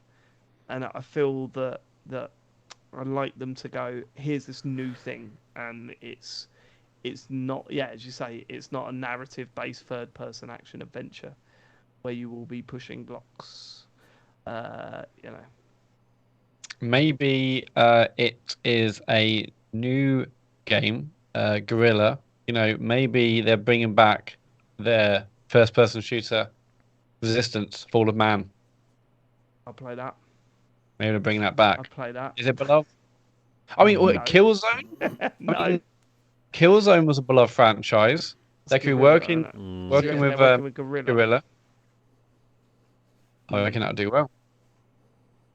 There Really? you go. Yeah, well, a brand new Killzone looking absolutely stunning. I reckon that would do well. I mean, I didn't really play. I played the one on PS4. Yeah, was it PS4? It was not good. Didn't play the others, but I got the impression the others were like much more fondly, you know, loved and sold better and reviewed better. And I think I just came in right at the tail end. But yeah, like a new Killzone. I think that'd the be decent. Killzone games were always games that it felt like people went on about a lot. They really wanted to play Halo, but they couldn't because they didn't have an Xbox. Yeah. And so, Yeah. and so Yeah. Killzone. There was that whole like well, it was during the PS3 era, wasn't it? It was Yeah. like any PS3 exclusive, like the PS3 fans just went fucking apeshit over, even though they're all right. Okay. Okay, next story is that Sega Sega is aiming to create a super This one game got a giggle. in inverted commas by March 2026. So This is where they were talking Well, they're about going what to do they're. that in Sonic Frontiers, surely. Yeah, they're already. No, that's yes, I mean, that's coming going to out, be a mate. slam dunk, but we'll see. But so they were talking about what they're doing going forward, and they said one strategy for generating such hit titles is the creation of a super game, a large-scale global title. We're currently developing such a game, targeting release by a fiscal year ending 2026. The ultimate goal in the super game strategy is to create a game so revolutionary that it attracts far more active users than any of the group's games to date. I mean, Wait, let me finish. One key to achieving this goal is whether we can draw together a large community involving not only players but also streamers who stream the game and viewers who watch their videos. That kind This of is new. That kind of community expands and further develops game content, adding value to the game that is unimagined by developers and sparking a broader movement, which can then draw even more users and grow the game's presence dramatically. So that's their super game, but we don't know what it's about. Incredible. Yeah. This is incredible. It's like they've just heard about streaming. Well, no, forget all that. It's like they're just. Do you know what we should do? Yeah, go on. We should make a game that everyone loves.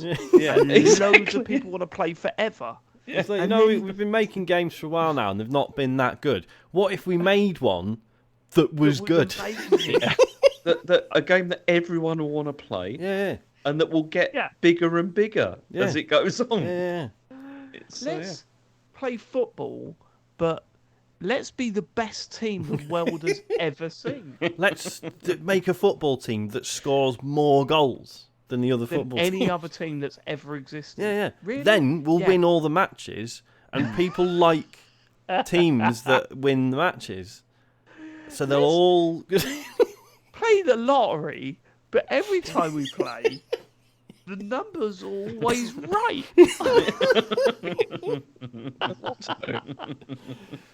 Unbelievably. I'm gonna do a poo, but I'm gonna go to the toilet. I'm not just gonna do it in my pants like I've been doing for the last 20 years.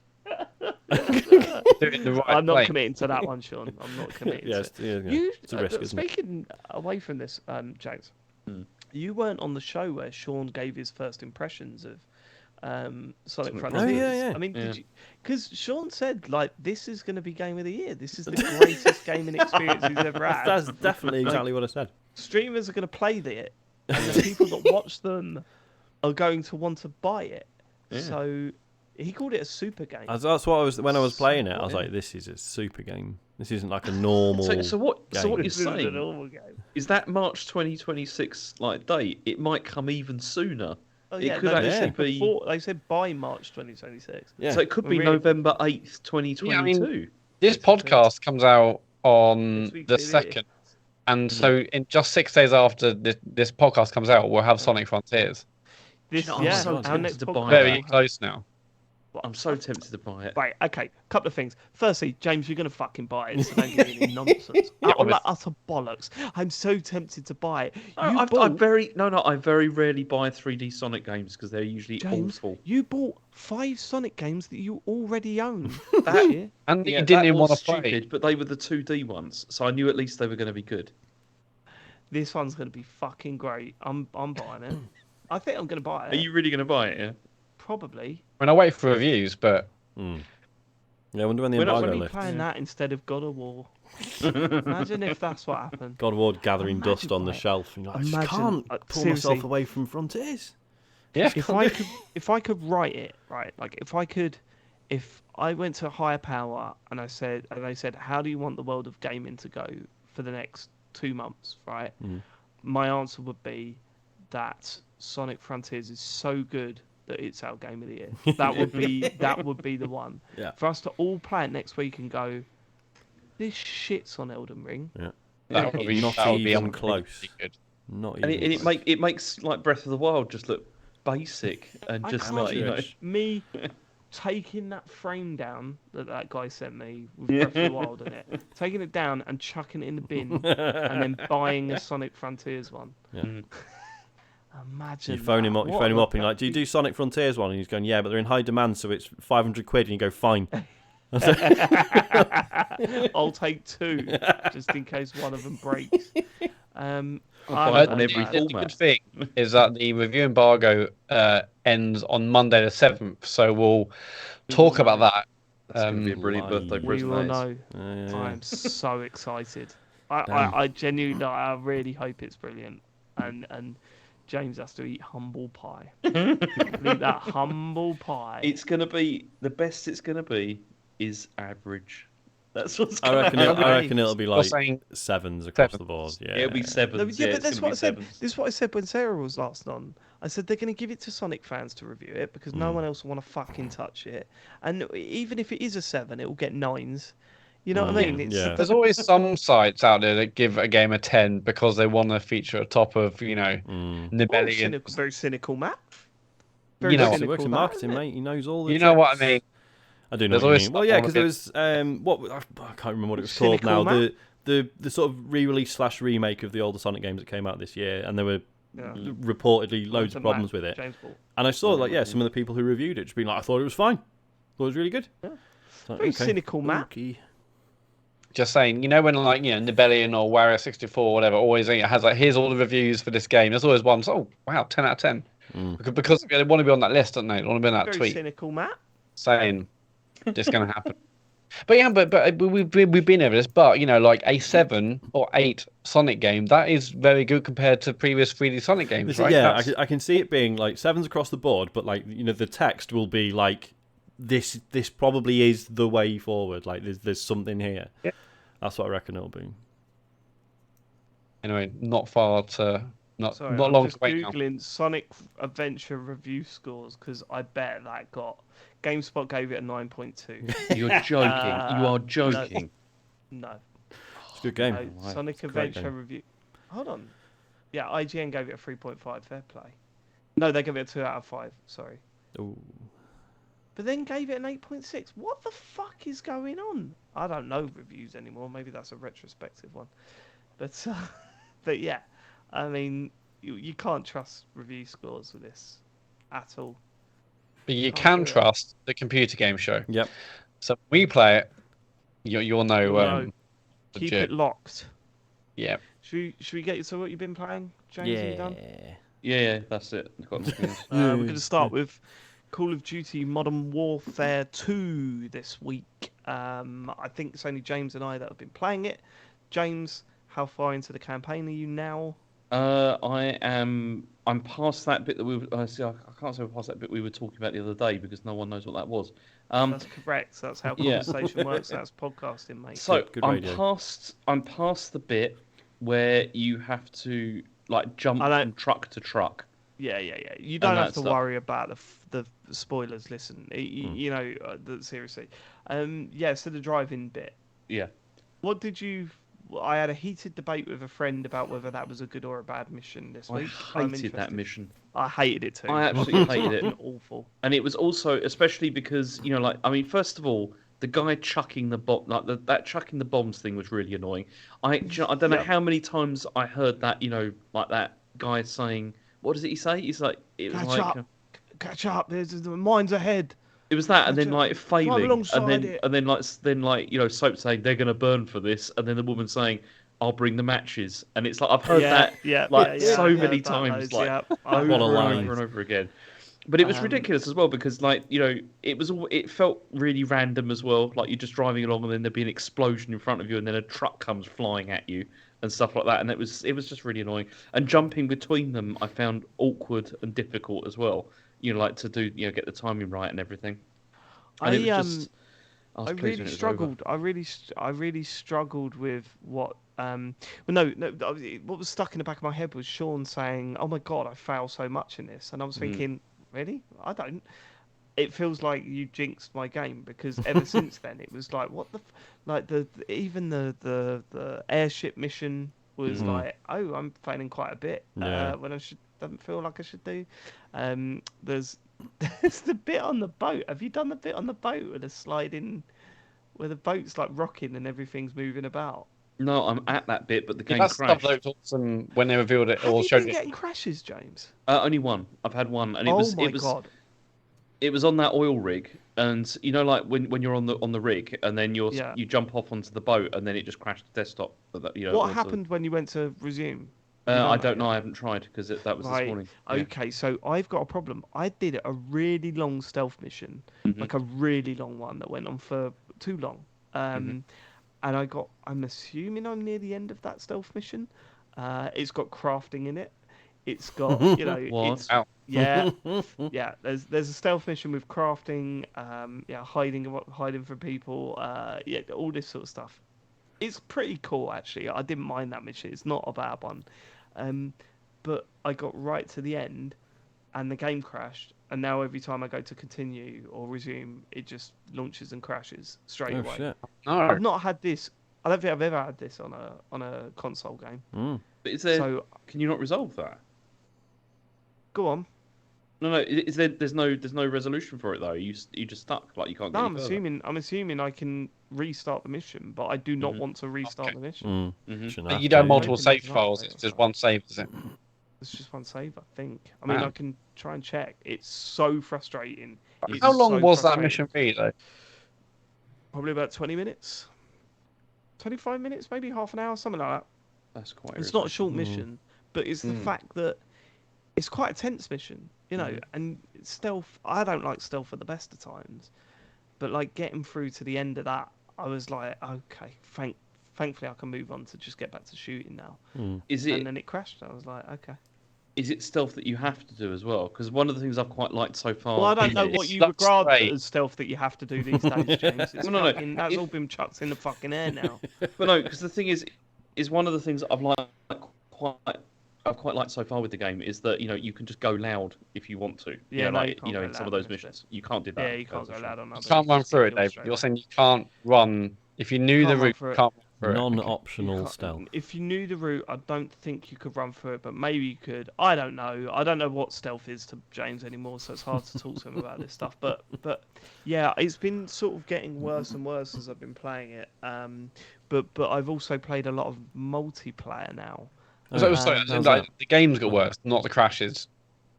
No, the quality of what I'm playing of the campaign has got worse. I think, you know, I don't think it's a the very last good one. campaign.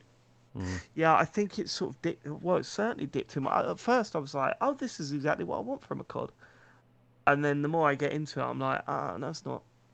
I quite like the silliness of the Cold War campaign, and there's no silliness in this. There's a bloke with a mask running around, a skull mask running around all the I time. mean, that is quite silly. That to is be fair. silly. Yeah, but it's not silly. It's just like it's not. I don't know. Yeah, it's not. just It's weird. not like knowingly Mr. silly. Tumble It's in it actually thinks it's Oldie cool. City. Like, yeah, it's like there's I presume you've seen like articles and the discussion around the whole press left trigger to subdue or whatever it is. Yeah, to de-escalate. the De-escalate. situation. That was it. Yeah. Oh and yeah, you you're just pointing at stuff. Yeah. Yeah, I see. Yeah, so the discussions around it is that there's a mission where you're walking through a town on the border between Mexico and the United States, and you're walking into various different civilian buildings, and well, civilians let's are be clear. hostile. Breaking into. Yeah, Like- the civilians are hostile, and to calm them down, you point a gun at them. That's for me. That's just normal COD stuff. Not saying Well, it's this right. is it. Sorry, so like the discussion around it has been people saying like, yeah, but it's Call of Duty. Like, let's be open to the idea that they might be doing that as a criticism, right? Call of Duty has been capable of that sort Yes. of knowing self-criticism before. I didn't feel it in this personally. No, it wasn't reflected No, on I at all, didn't. was Yeah, it? So yeah, it yeah. just happened.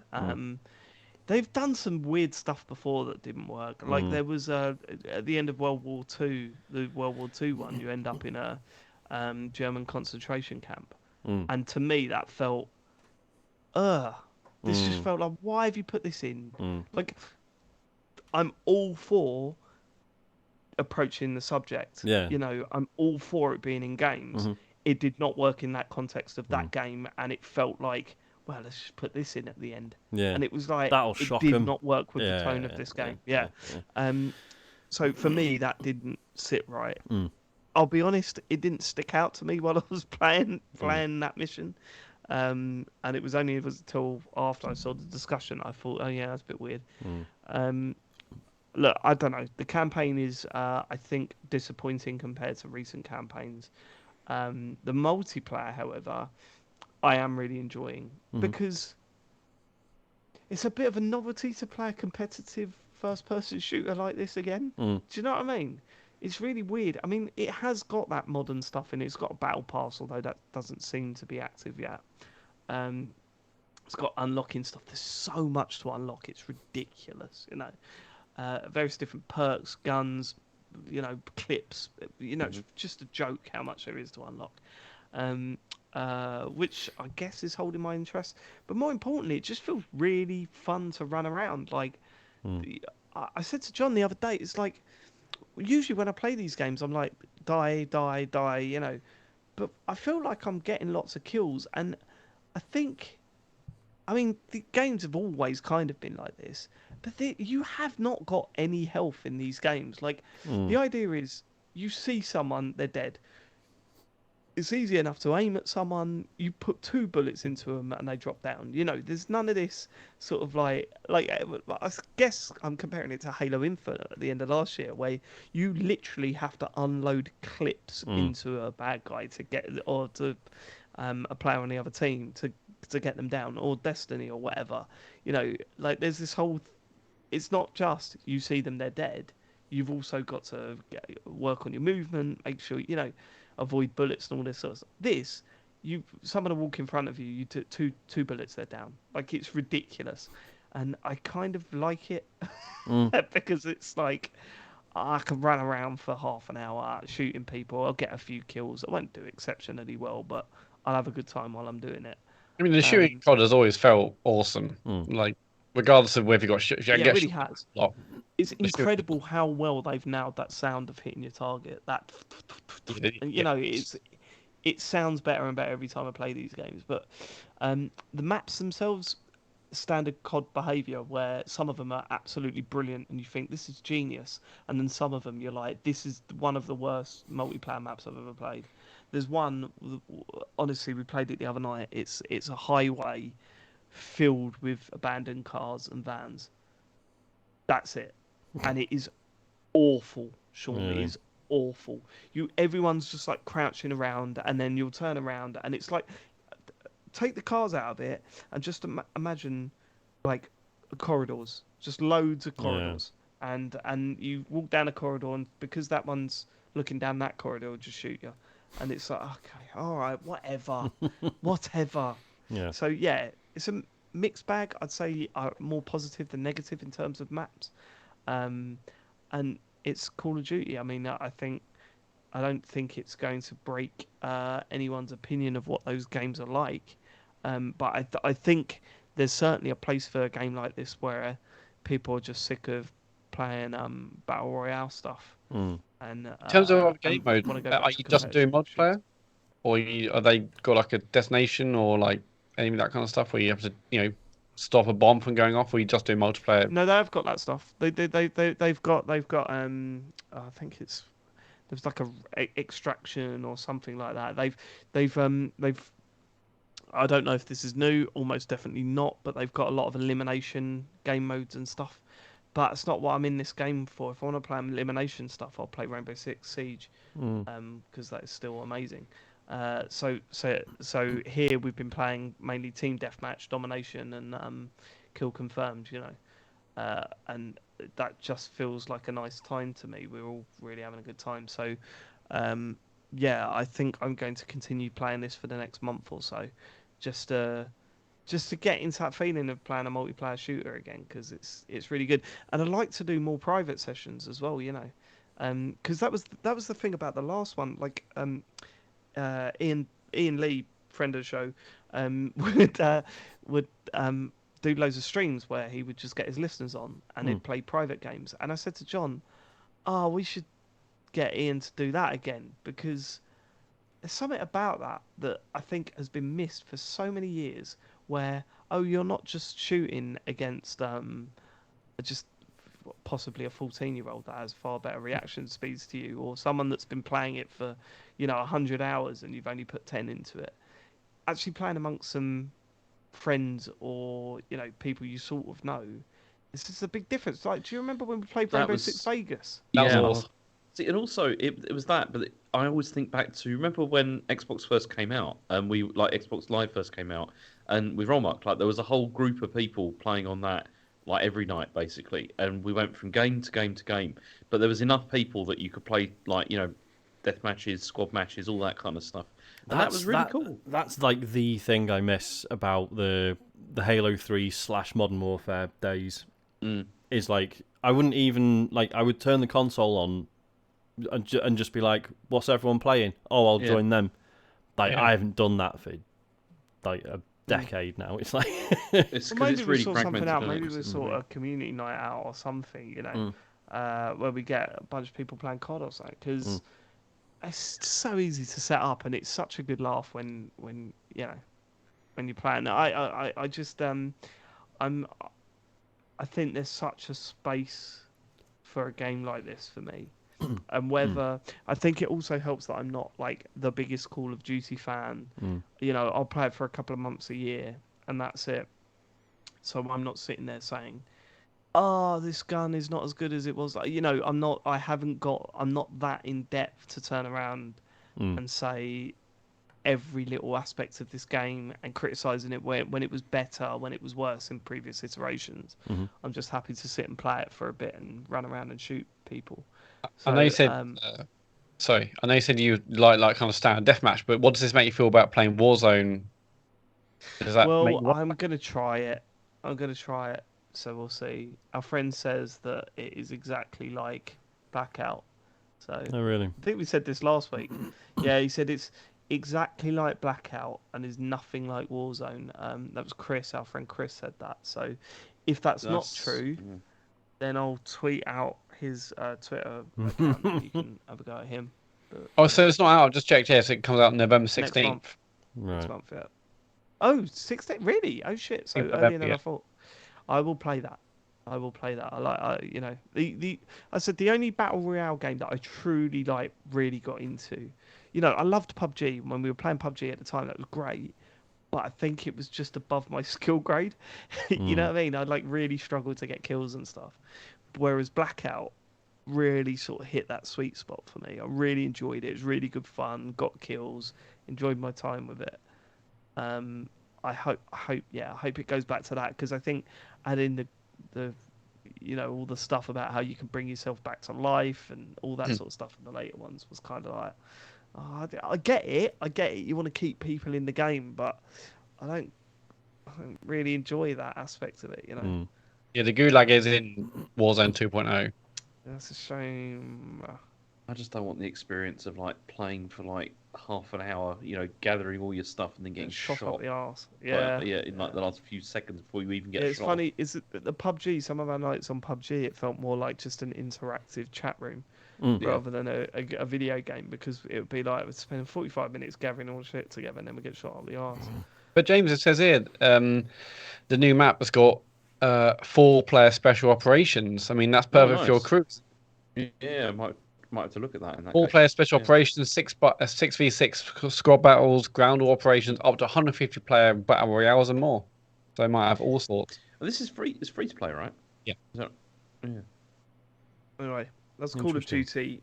Let's do the other big release that's been all over the place this week. Marvel Snap. Yeah. So, I mean, this has been in sort of beta in various forms for a little while, I think. But it's now officially out for everyone who's got a phone. This is obviously the Marvel superhero themed card game, which has been developed by at least one major person who worked on Hearthstone back in the day. And it's really interesting. I initially was not convinced at all. Dave's fucking walked off. Fucking rude. Unbelievable. He's coming back. I'm going to the toilet. I've just texted you. We've all done this at one point. Also, it's a fucking card game. Give me a break. It's Marvel. You love Marvel stuff. Oh, he's off.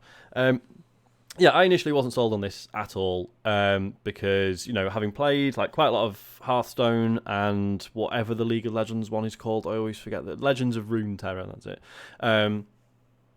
initially wasn't sold on it because it's a lot lighter than those games, right? So a good match of Hearthstone or Legends of Runeterra, it can be like 10, 20 minutes, and it gets super in depth, and you like, you know, you've like spent fucking ages working on your decks, and you're like, right, here's all the like the synergies and all with all the cards, and here's how I think it can work together, and then you sort of, you know, you end up with this really long battle with someone else where you're trying to piece those synergies together, and it's like you're trying to, you know, just get everything to work how you'd, you know, sort of designed it in your head whilst someone else is also trying to kill you. Whereas this is like, every game's like 2-3 minutes. And initially I was like, is this just a bit simple? No, it's not. I mean, it definitely is lighter, but once you start realizing how it is that way by design, and it's really, really fun. Like, so like deck building is still a thing in it. There's still skill there to like building a good deck, but it feels like as a player you're being way more like reactive and thinking on your feet as you're playing, rather than like, well, I've built this deck to basically do this one thing. If I can get this one play off, then I will win. Whereas this is just constantly like you're just reacting to what is going on. The main like really cool thing about it is every match you play, so there's 3 areas, right? 3 locations on the board in front of you, and each one has an effect on the way the game works, and they can be as extreme as like, some of them, like occasionally they do nothing, like literally nothing. It's like ruins or whatever. Sometimes it'll be this space like spawns a card, or this space, every card gets like +2 power, whatever. Sometimes it's you put one card here and it will make 3 clones of it. Yeah. And stuff like that, which gets absolutely nuts if you start like really thinking about how to utilize them properly. And also what's really interesting is, so you've got those 3 areas and you can play cards in them whenever you want, but it's turn 1, it reveals what one of them is. Turn 2, it reveals another one. Turn 3, it reveals the last one. So you can, so say you started a match and it's revealed the first one, and you haven't got any cards available that really sort of work with it.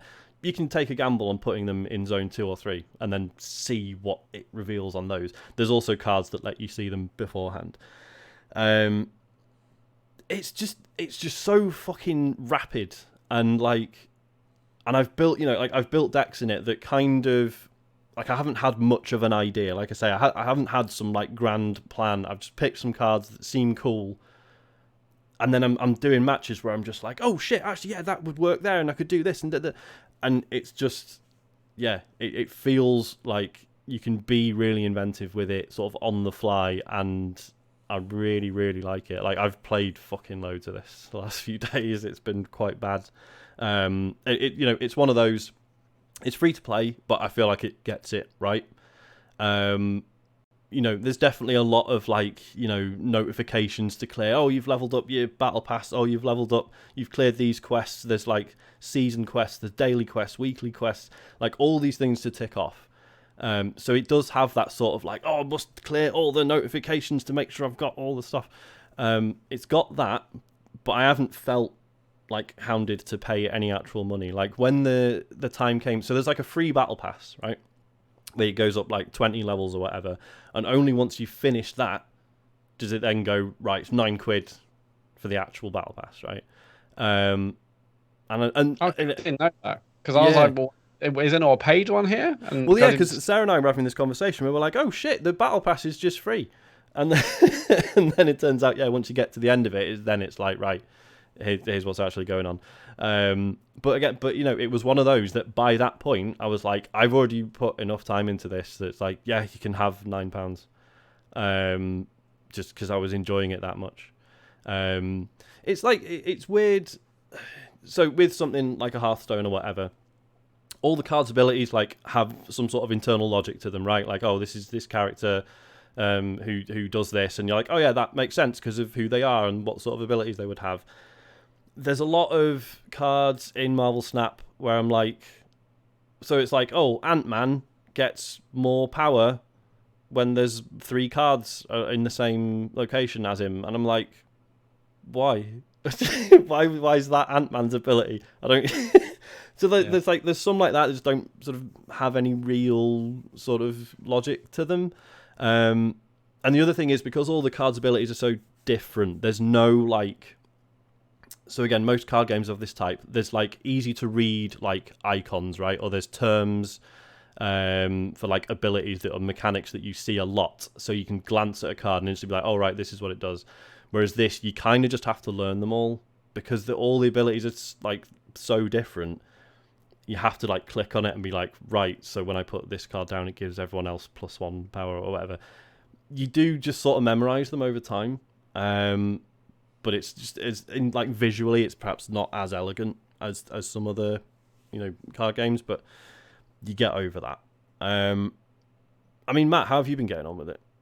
So I only played it today, and I only did that because I figured, I knew you'd be talking about it, and everyone's been talking about it on Twitter last week. I just haven't bothered. I've been too busy, and I just thought, I don't know.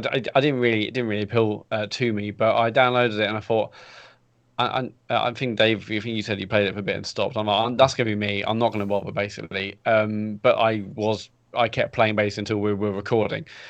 So I thought I would just do it as like a token download. I know generally the gist of the game, do the tutorial and delete it. But no, I really enjoyed like the 45 minutes or so that I played, and it wasn't just a did the tutorial and turn it off thing.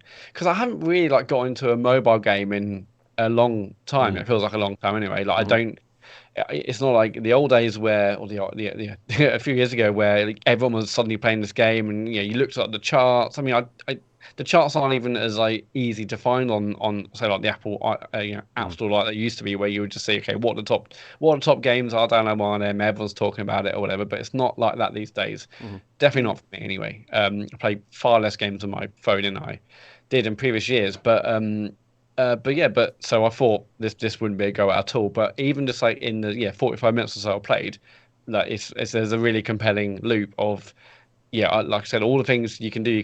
You have like a collection level where you earn stuff. You have the free battle pass, you can earn stuff. You have daily missions, all that kind of stuff. I mean, again, having not played kind of mobile games for a long time, super impressed with like the kind of quality of the game. Even like like how it just feels really, really smartly done and really really slick, high quality. And it's harsh to say just for a mobile game, because obviously this has been going for a long time now, mobile gaming. But I was like really impressed with almost every element of it. The UI is easy to understand, and it sounded good, it looked good, it was it moved at a nice snappy pace. Is So, it, Go on, sorry. you've definitely answered this, or you've definitely referred to. Who are you playing against when you play it? Just randoms. You Apparently, are actually playing people. yeah. There's like ranked mode. I assume there's a non-ranked mode, or I don't know if there is. I think you you thing where you're just like playing against like your friends or whatever. So they are adding that apparently. That's on the cool. list. But it's not in yet. I mean the matchmaking seems to be really good. You go through all all these different ranks, and I'm like, for a while I was wondering if I was playing against real people, because it was really easy. Like I was winning constantly. Turns out I'm the best. Turns out I'm really good until I reached bronze rank. rank. Wait for it to come out that they're bots. They might well be. But I've reached bronze rank now, and now it's like, oh yeah, I'm having to like really try now. And I'm losing occasionally. That's what I don't get. What do you mean try? Just being sort of really ruthless and smart with how I'm using my cards, rather than just being like, oh yeah, I guess I'll do this and I suppose that'll work. Like having to be really careful about like. I've never got past that. Really? I've never got past the. So I played this for a bit, like maybe an hour, maybe. And I was like placing my cards, and I was winning games, and just thinking I'm not getting the. Is it the endorphins released in my brain? Like I was not getting the emotional reaction to go, oh, yes, yeah. And I've never for one of these games got past the. Just I guess that goes there. Well, that's worked. Okay, I've won. Okay, cool. Like I've never got past that. Well, that's what's always funny. Like whenever I've played like board games with New, she gets fed up when I reach that point of like, right now I'm really thinking about it properly. And I'll do stuff, and she's like, "Oh, why have you done that?"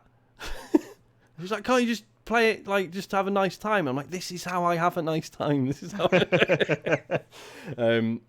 But like, what else is the other thing that's really cool is the snap mechanic, right? So it's a really interesting play on any backgammon fans in the room. It's the doubling cube. So basically, what James, you legitimately into backgammon? No, I couldn't give a shit about it. So basically, come across as the sort of person that would be into it. yeah, I'm sorry I wouldn't be Really? surprised if you're a secret backgammon lad. Is there a little game that that would be like, oh, is there a game that you're into? That James, could you speak into the microphone? Do you think? yeah, or Ludo? say something. Ludo? No, I'm joking. Ludo is the worst game ever made. It's the yeah. I don't think it's the worst game ever It made. is. It's the worst. You didn't play Devil's Third. That's true. God, sorry. So basically, the snap mechanic is so for every match you play, if no one uses the snap mechanic, if you win, you gain 2 points on the the ranking ladder. If you lose 2 points. But essentially, what it does is it allows you to like bet on yourself. So if you think you're going to win, then you snap, and then that doubles the value of that match, right? I didn't know about this mechanic. Hang on. Can I Yeah. just ask a question? Go on. When you do the snap, is Yeah. it Thanos doing it? with It's his not fingers? Thanos doing it, no. Oh, what? It's just a voice that just goes snap, or like your What? opponent snapped, or whatever. Yeah. Yeah, it's a shame. Missed opportunity. I thought it would have been Shigeru Miyamoto going.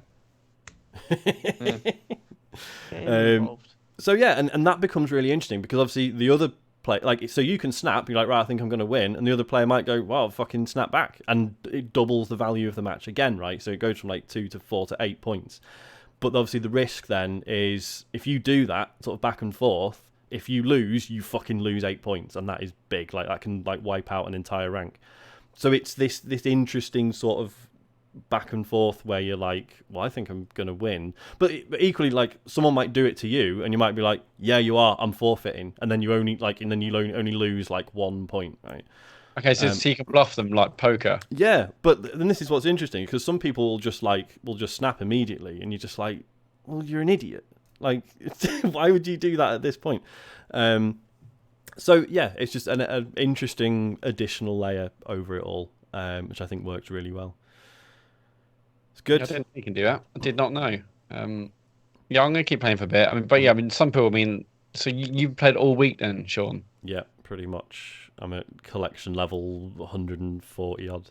Oh my god! That's the other thing is like the way you upgrade the cards is just quite cool as well. Like if you like the artwork, so for every character, there's like different variants of them. So you'll get Iron Man, and then there'll be like a pixel art Iron Man, or a chibi Iron Man, or a baby Iron Man. Like there's all these different versions of especially like the more famous characters. Sorry, Ben in the chat's at collection level 288. That's insane. Well done, obviously. Yeah, so it's just quite cool. Like I've got like a baby Star-Lord, and it's just funny. It's just and like the way you upgrade the cards is, so initially it'll just be a card with the picture on it, and then when it goes to like rare level, it gets what they call like a frame break. So like the image is like popping out of the card. Then it's 3D, then it's animated, and then I think there's another one above that I haven't done yet. And it's just every time it's just that little dopamine hit of like, yeah, it looks slightly better now. That's good. Better carry on playing, aren't I? I'm going to just read out some text messages that's been coming in during this conversation. I saw James fucking smirking. Yeah. Go on. James said, "You're feigning interest. Don't have a go at me." I replied, "Well, at least I'm fucking trying." I was going to say it's not feigning interest. It's just creating a podcast, James. Yes, yeah, that's called podcasting, mate. James then replied, "Come on, it's the worst," and I replied, "I'm going to read this out on the pod." He said, "Probably don't," and then I replied, "I'm going to." So, It's all right, James. Your constant disdain for this stuff is fine. I expected it. like, I disdain it, but I'm also aware that I'm on a podcast, James. I'm not doing anything. Listen. I know Exactly. that's your problem. No, but that's the thing. I'm not going to go in there and like criticize this or say anything because I don't know anything about it. So I'm just letting Sean talk, in his erudite manner about the game. I've got nothing I can add to this. During it, then. I've got nothing I Stop can add. texting me. Look, I just No, I did that because you had a go at me in the Twitch chat, like about it. Yeah, but you had text. You have tapped out of this podcast. Listen, Sean, do you think I could break through the barrier? Do you think? I think if you were ever going to, this is like one of the best to try. I'm going to do a 100%. stream then. I reckon. I'm going to do a stream. That'd be good. I'm going to do a stream of me playing it. Yeah. And then so people can then tell me what I'm doing wrong and where I should be, what I should be doing, and then maybe I'll break through the barrier. Yeah. That'd be good. It will be called David Turner Breaking Through the Barrier. Marvel Snap. I'm going to ban Scientologists from watching it though. I'm going to unmod him and then ban him from Twitch while I'm doing it, and then he can come back on afterwards. Sensible, yeah. Does that sound alright? Yep. Good, No, good, yeah, good. that's the best for the best, I think. Yeah. Cool. See, that's called putting the effort in, James. Well, I think actually, James should also do the same thing. I've tried card games recently. Seriously, I tried this one. What have you tried? I Ludo. tried High Society, which is What an the actual fuck is card High game. Society? It's this. Hang on, I'll go and get it. What the It's fuck an is actual High card game. He Society? says he's a purist. God, say what you want about James. You can say what you want now. No, it's all right. I wouldn't do that. Oh, he would. Okay, I mean this doesn't help anybody. It's because it's a visual thing, isn't it? Oh I no! think- Here comes the feedback. Yeah, I mean James. it's. Can you see that? Look, see. I can see that. It's a shame the listeners can't, but Yeah. Why did you start? Why? Right. Okay. What made you try a card game, and what made you choose High Society? Well, we played it at someone's house, and I was like, "Yeah, this is not bad." And you're like, hate this. Yeah, and then like Chen got it as she bought it because she thought, oh, I can actually finally play cards because she likes playing cards a lot. It's like one of her things. And but then we've played it 3 times, but now nobody wants to play it anymore because she wins every single time, and it's just boring. You know? James, have you ever heard of Cluster? No, what's that? I'll send you a thing. By Cluster. Okay. That's the best family game we've played for. oh, I ages. remember. Yeah.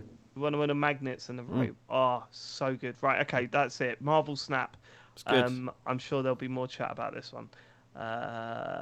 Matt, you got some news. The news is that I've finished Elden Ring. Hey. Well, I say finished. Well I've done, seen man. credits. Oh, there you go. No, Sweet. that counts. That counts. Done. James, have you been back to it? No, I haven't. No.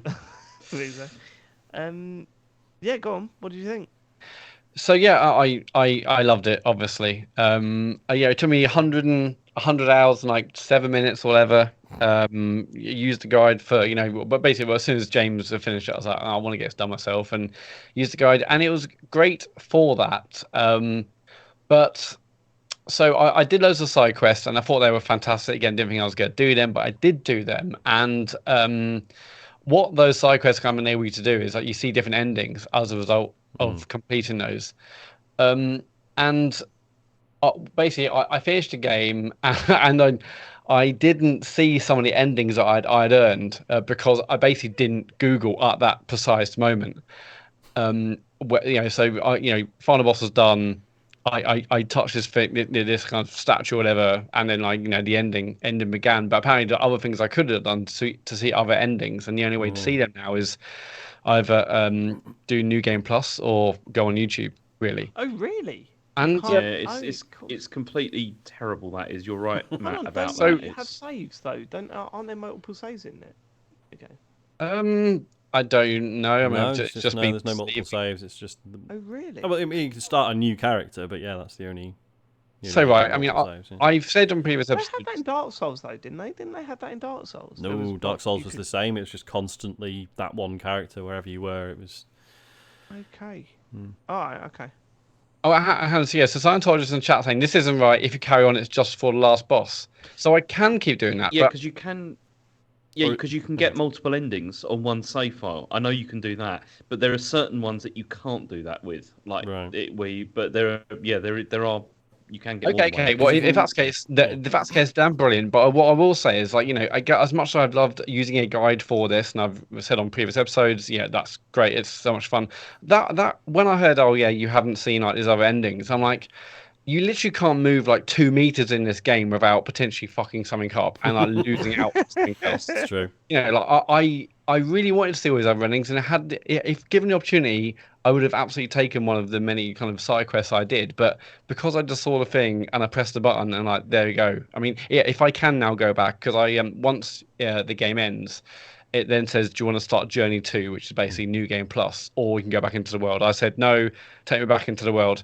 So if I can go back and finish it and see the other endings, then fantastic. But also, like, my God, I mean, as much as I love using a guide, the fact that I didn't Google at that precise second before I clicked the button would potentially lock me out. Hopefully, it hasn't. Kind I of. think I think this is it, isn't it? It's like so all this Mystique stuff and all this guide stuff was great for Dark Souls, which felt like the structure of the game. It kind of worked for it. You kind of needed to know where to go, but once you got there, it was pretty linear, so you knew where you were going and what to do, and there was a clear way of how to progress.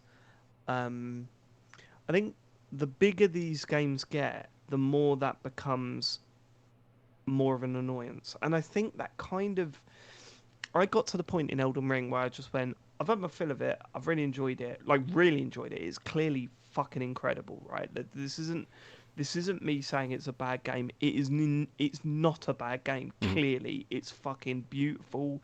It's really fun to play. It's mind blowing how much the stuff that's in there, right? With the 50, 60 hours that I played it. But there is part of me that, yeah, it's kind of like I didn't progress without sitting reading a guide. And I just kind of think, I hope they move away from making things so obtuse that you need a guide for everything, And part of the problem with this is that I think it's not respectful of your time, like at all. Is part of the thing with this because I get it's that, like yeah. because it's like I have a limited time when I can like play games or whatever, and it's like it's true you could play a game like this and you could sit there with like your notebook and do all your writing everything down that everyone said and all that kind of stuff, but there has to be a middle ground between this of like you can do that or there's nothing. Well, I don't know. I don't know if there has to be. Yeah, I mean, there are middle grounds between that, right? It's There's just not though. It's either no, because no, there's no. I mean, other games. Yeah, Other that's what I games mean. have Yeah, middle yeah. ground. I fully respect that there are games that you not only just about respecting your time or whatever, right? There are also people who are like us in our situation where our gaming time is quite limited. However, this will be the only game they'll play for a year or a year and a half. Yeah, like The problem years with and us, years and we're years. always constantly moving on to the next game, right? And that's how we play our games. That's probably the one thing we've got in common, right? We're constantly moving on to the next game. So I think there is a place for a game like this, but there is part of me that just kind of goes, how much of this is actually locking me out? Because I want to play more of it, but I think one, I'm intimidated by how much I've got left. Two, as you say, I'm worried about how long it'll take me to get to the end. And three, if I want to sort of reduce that amount of time that I'm going to spend on it, I'm going to be sitting there with my laptop on my lap and going, right, next I go here, and then I go here and get this, and then I go here and get that. Like, I jokingly said when this game come out, I wish everyone didn't speak in riddles. I wish you went to a merchant and then they sold you what you needed to buy, and that was all clear.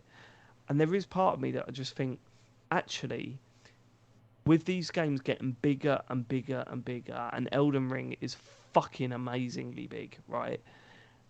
I would like to see them move away from that mystique to that level, because you can still have that stuff of this item's here, this is great, this enemy's here because of this reason, and there's a whole backstory to this character and it ties in with everything. Keep all that, that's great, but the basic sort of like, we go back to the original outrage over this game when it launched, right? The tutorial down in the cave. You know, as I said, people saying, "Hey, it's right there. I saw it." What are you complaining about? Nah, it's not clear enough. And all right, the tutorial didn't tell you anything you didn't know if you played a Souls game before. I get that, but the idea of what they did with that tutorial sums up how that becomes a problem when you want to spiral out into a big open world game, I think. See, also, what I'd like from this, and it's not ever going to happen, I guess, is I don't see what's wrong with having like a quest log like on there, Yeah. and something, Again, and it yeah. doesn't have to have like a thing where it's like now you need to go to this place, and like here's a point on the map that you need to go to. Don't need all that. It'd be No. nice if it just recorded the conversation or whatever that you had with somebody. Yes. Yeah, Then if you you can just go back, review- look at it, Yeah. but you could pick out, okay, maybe this means this, and whatever. It's just the fact that it is Which quite. again would be sacrilege for a game like Dark Souls, right? Completely sacrilege, which I get. But Dark Souls is more of a narrow experience. Yeah. So, Whereas this is so the chances are huge. you're going to come across that stuff naturally, I and just then look like back it and to go, "Oh automate shit, it. all that happened." I just like to alternate my journey. Automate my journey in the sense of like of like what I've already done to be able to look back at some record because you are Yeah. doing so much in this game, and I don't think it should be on me to have to write all that down in a notebook that I'm like whatever. It's just I don't know. I don't see. The other thing that bothered me throughout, and this isn't like, I'm sorry if anyone's listening to this. Like, why are they all just kicking the shit out of Elden Ring? We're I'm not. not. It's, I'm not. It's Yeah. like it's very high contender for Game of the Year. Yeah, Like 100%. we're not, even for me that's not going to finish it and has got no intention of finish it. It's fucking one of the best games I've played in the past, say, 5 years. Do you know what I mean? But So yeah, we're not kicking the shit out. so bearing in mind, everything we've said about really, you sort of ideally you would keep your own notes or you have to research things, blah blah blah blah blah. What is the fucking point in the in-game messaging system? Like, I know they've been doing it since Demons, but when is that? How often is it useful? I don't know. No, I used it quite. I do. Did find you? I found it more useful in Elden Ring than I've found it in any other Souls game. See, I Really? just Really? see Like- loads of like butthole, try finger, No. butthole. Fuck And I've off. seen a couple that's going to be like, just don't go down here. I was like, okay, well that's a bit okay. No, You, I James? did find. What kind I- of stuff did you read and you're like, oh, that's genuinely helpful, James? No, Any- things like be careful of the on the left and stuff like that when it's like you're walking down a like yeah, corridor. there's a few, like beware it's left things or like whatever. that. Yeah. That's quite useful. But broadly speaking, the amount of time I waste reading bullshit ones just winds me up. But yeah, I'm so glad I finished it. I felt like I went on an absolute adventure. By the end, I've seen so much of this, so much of the world. I unlocked all the map segments, so many different varied, absolutely gorgeous locations. It felt like, I mean, it was literally months ago, like since I started it, but it feels like, I've been on like a years and years journey. That's my favourite thing about video games. That feeling, looking back and just going, "Oh, I went on an adventure. I started out with nothing, and look at me now." Like, that's my favourite thing. That end of Breath of the Wild was like the stuff I've seen. Well, it's given me a lot of them kind of Breath of the Wild feelings, where you feel like there's just genuine adventure, and in so many games, I mean, we talk about this quest log, but then in like open world Ubisoft games, it doesn't feel like an adventure. You're just going A to B to C to D, whereas this, although we've lamented maybe the lack of some of this stuff which could aid players, it felt like you're just exploring the world and seeing incredible things around every corner. And I it's suppose the difference is that when you play Breath of the Wild, it's a massive open world, and you never felt like you didn't know where to go next. Whereas, that's absolutely true. Yeah. Whereas in Elden Ring, it was kind of like, having conversations with people in a town. Go north up here. There's a ridge over there, and then you go and do it, and it's there. And you just naturally find your way without. Yeah. But that's just how games have always been. They're never going to change that. Like that's how they want their games to be. But yeah, I think it's a masterpiece. But there's many masterpieces I just don't understand, and this is one of them. I don't. I can't wait to I can't wait to go and look at like the lore between certain characters and like explanation of the story, this, that, and the other. There's like a massive area which I opened up, which I didn't get around to doing. So I'm maybe gonna go back and do that. I don't know, but God of War and Sonic Frontiers isn't far away now. But I'm so glad I've done it. It's an absolute stunning that's game. the one, isn't it? I mean, that's the one. I think the biggest challenger for Elden Ring is Sonic Frontiers, and I think we'll know next week what's going to be like the sort of the next big week. feature in that. Like Elden what? Yeah. Elden Frontiers, is it? Well, I've got to thank you, James, because you hammering it definitely inspired me to get it done. Oh, So same. thank I mean, you. I'm not there yet, but I'm still inching ever closer towards it. I mean, again, this is what's fascinating is obviously, having the conversation with Matt today. Because what level were you by the end? Like 160 odd. Yeah, 106 something. Yeah. See, because I'm at like 80, 90 hours, and I'm at level 96. I was like, fuck, how did he do that? And then you mentioned there's this one place where you can kill this bird for like 11,000 runes or whatever. So I looked that up, and it's like, oh, this is like a whole quest line that I've missed. And again, there's that uneasy feeling of like, oh, but what if I've fucked it without realising? I might not have that quest line anymore. I hate that. Yeah. I hate that feeling. Yeah. Yeah, like even getting. Am I supposed to be pace here at this point? is a mission itself. Like getting there, it's like which is, again that was fantastic. Like, okay, I want to, I looked at, I found this like this place to farm runes, but that in itself was like a quest log to get to the place to do it. So. But again, I'm having followed it, I'm now in a place that like I saw in the distance 50 hours ago, and now I'm like, fuck, I'm here. This is how you get to this bit, and it's that constant sense of discovery is just unbelievable. Yeah. George, it's George R.R. Martin, right? Yes. He's supposed to have written it. He said the other day, he hasn't played Elden Ring. Because do you reckon it's because he's waiting for Sonic Frontiers instead? Yeah, definitely. Because I want to see how it's really fucking He's done. actually been writing for Sonic Frontiers. Yeah. Right, okay. more. Let's. That's it for what we've been playing this week. Yeah.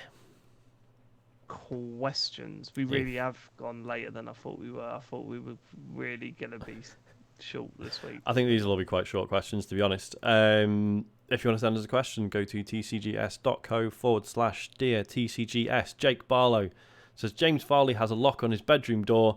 One of the most iconic TCGS moments is James Farley desperately trying to open a virtual door in popular video game Heavy Rain.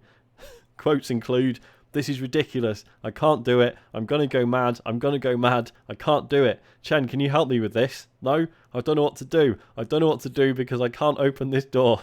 My question is, can James Farley ever go to bed?" Not when we're recording this podcast. Is the easy answer to that. But yeah. No, I don't. You mean? It's late, isn't it? Yeah. I guess, yeah. I don't know what to say to that. It's fair Sorry, enough. it sounds like you're sleeping on the sofa tonight. The way you said that. Really? Yeah. I don't think I am. We're not in a. What do you mean you don't think you are? What? We haven't had an argument or anything. I don't think. Yeah. You don't think? No, not from what I remember. do we all do that? Do we all have to sleep on the sofa when we had an argument? It happens sometimes, doesn't it? Never when we've had an argument. Usually just when I'm fucking snoring. Yeah, that's it for you me. get kicked out for snoring? Yeah. Well, I don't get kicked out. I just volunteer. Like once it hasn't happened for a long time, but it did used to happen sometimes. See, it hasn't happened for me legitimately for an argument for a long time. But there has been moments where I'm like whenever I slept on the sofa for an argument, it wasn't Joe saying sleep on the sofa. It was me throwing a hissy fit. Yeah, and making a Oh, point. well, I'm sleeping on the sofa. You're going out to make a point, isn't it? It's like, and then like at 1:30, I'm crawling in and cuddling up and going, it's so cold. It's cold. Yeah. But I've had to sleep on the sofa loads because Charlie's kicked me out of bed. Oh, really? Yeah. Yeah, we shouldn't, but what can you fucking do? I just want a bit of peace and quiet every now and then, you know what I mean? Greg? Sorry, that got right. serious, didn't it? That's all right. Personal, didn't it? It's all right. It's all right. Save for the bonus show. Yeah, people got paid for that stuff. Greg says, James's relatable cheese revelation has me wondering, A, Relatable? well, yeah. What is / are all your favourite cheeses? And B, what is German cheese like? I realised I literally cannot name a single German cheese. Cheese from German-speaking Switzerland does not count. I was thinking about this when I read this. I was like, oh yeah, and I've checked loads of cheese in Germany. Just for some reason it doesn't seem to travel here, right? Yeah, it's weird. I mean, there is a lot of really nice stuff. I mean, one of my favourites is one of my favourites is it's from Switzerland originally. I think it's the like Emmentaler, which is really nice. But then also there's Rauschkäse. I mean, okay, I'm going to ruin the pronunciation of any of these because I've no idea, honestly, at this stage. But there's Rauschkäse is really nice, which is like a kind of a smoked cheese. I was going to say, 'cause I don't know if Germany invented it, but they're definitely big on smoked cheeses, right? Yeah, and Burger Case. Sorry, Burger King. Burger King. I love the is really cheese. good Burger as King. I well. like the Burger King. Yeah, I love that. See that's another one which is just terrible. It's like you buy it and it's like in a packet of like I don't know how to describe it. It's a packet of like if you've got like a coaster that's like a square coaster, for like for a drink or whatever. Oh, yeah. Imagine that kind of size. It comes in a packet like that sort of size, but thicker, obviously, not thin like a coaster. And like Why are you going with the worst way of describing something? Can this? Oh, maybe this pod's called Thin Like a Coaster. I think maybe it is. Yeah. But then you're Thicker than supposed to coaster. you're supposed to like just slice off like cut small bits off it, right? And then but then Or- it just ends up just being ridiculous because Or you you just like fist it all in. basically just end up eating it. Yeah. Oh, Um, it's so good. And do you know, the other day, this woman, oh, okay. This woman? It's Sorry, that's 1 a bit o'clock in the morning. disrespectful. I'm so tired. It's like so. Anyway, I was the at the real James is supermarket. coming out now. I was There at the was a woman. supermarket. I was at the supermarket and I bought some of this cheese myself, right? And I put it down. I'd gone through the checkout, and then this woman came in after me, and then she bought some as well. But she thought after she paid for it that that it was mine, and I'd forgotten to pick it up. So she just no. gave it to me, and I didn't realise. I thought maybe I had forgotten to pick my one up, No, you didn't. and then I ended up with two. Oh And my so- god. Two cheeses. James, did you just say it's 1:15? It's No, not. it's not. It's 12. But it feels like it's 10 past Oh, 1. I was thinking, like, You hang just on. lied. Yeah, it's just 2 hours ahead are you now? Lied. It's 10 past 12, but it feels like 10 Oh, past so 1. yeah, you're a liar. Okay, but it's 12. Yeah, it's you're 10 past late 12, then. Yeah, You're yeah. late. Favourite Right. cheeses? What have Go we on, got? Sean. Just anything mature. Interesting. So, Um, what? No, Just Matt. just mature cheddar. I'm happy with that. Mature Right. cheddar. That's your favourite cheese. I just don't really Mature do cheese. cheddar. Like that's what we get from the supermarket. I haven't really explored much more. I mean, I like No, Emmental and like a New you got, Yorker like, bagel. Stilton. You could I've never Stilton, you bothered could that stuff. try it, like Brie. There's so many like options oh. Never You see, bothered. my taste in cheese is pretty pedestrian. I think probably my favourite is it's from Waitrose. They do a Wensleydale with mango in it. Oh, Fucking- that's so good It's as well. really good, isn't it? Wensleydale also with James is in cranberry. his Yes, element. yeah, the cranberry With one. cranberry is Really good. good. It's very Yeah. good with He was cranberry. fully tapped out of this podcast, James, and now he's back Yeah. in. He's revived. Mine's go. easy. Mhm. String. String cheese. Oh, string cheese. Yeah. Sometimes, Cheese yeah. string. Cheese Yeah. It's string. not bad. Yeah, it's not Yeah. bad. That. I'm Yeah. joking. I'm absolutely joking. I'm a brie man, right? yeah. I love a bit of brie, right? But then baked camembert becomes like that. Yeah. That's up there as well. When you just slice that skin and you just dunk in like bits of pita or whatever and whack Yeah. it in your mouth. Oh my god, that shit is incredible. Do you know what else I want to give a shout out to? And I think legally they can't actually call it cheese.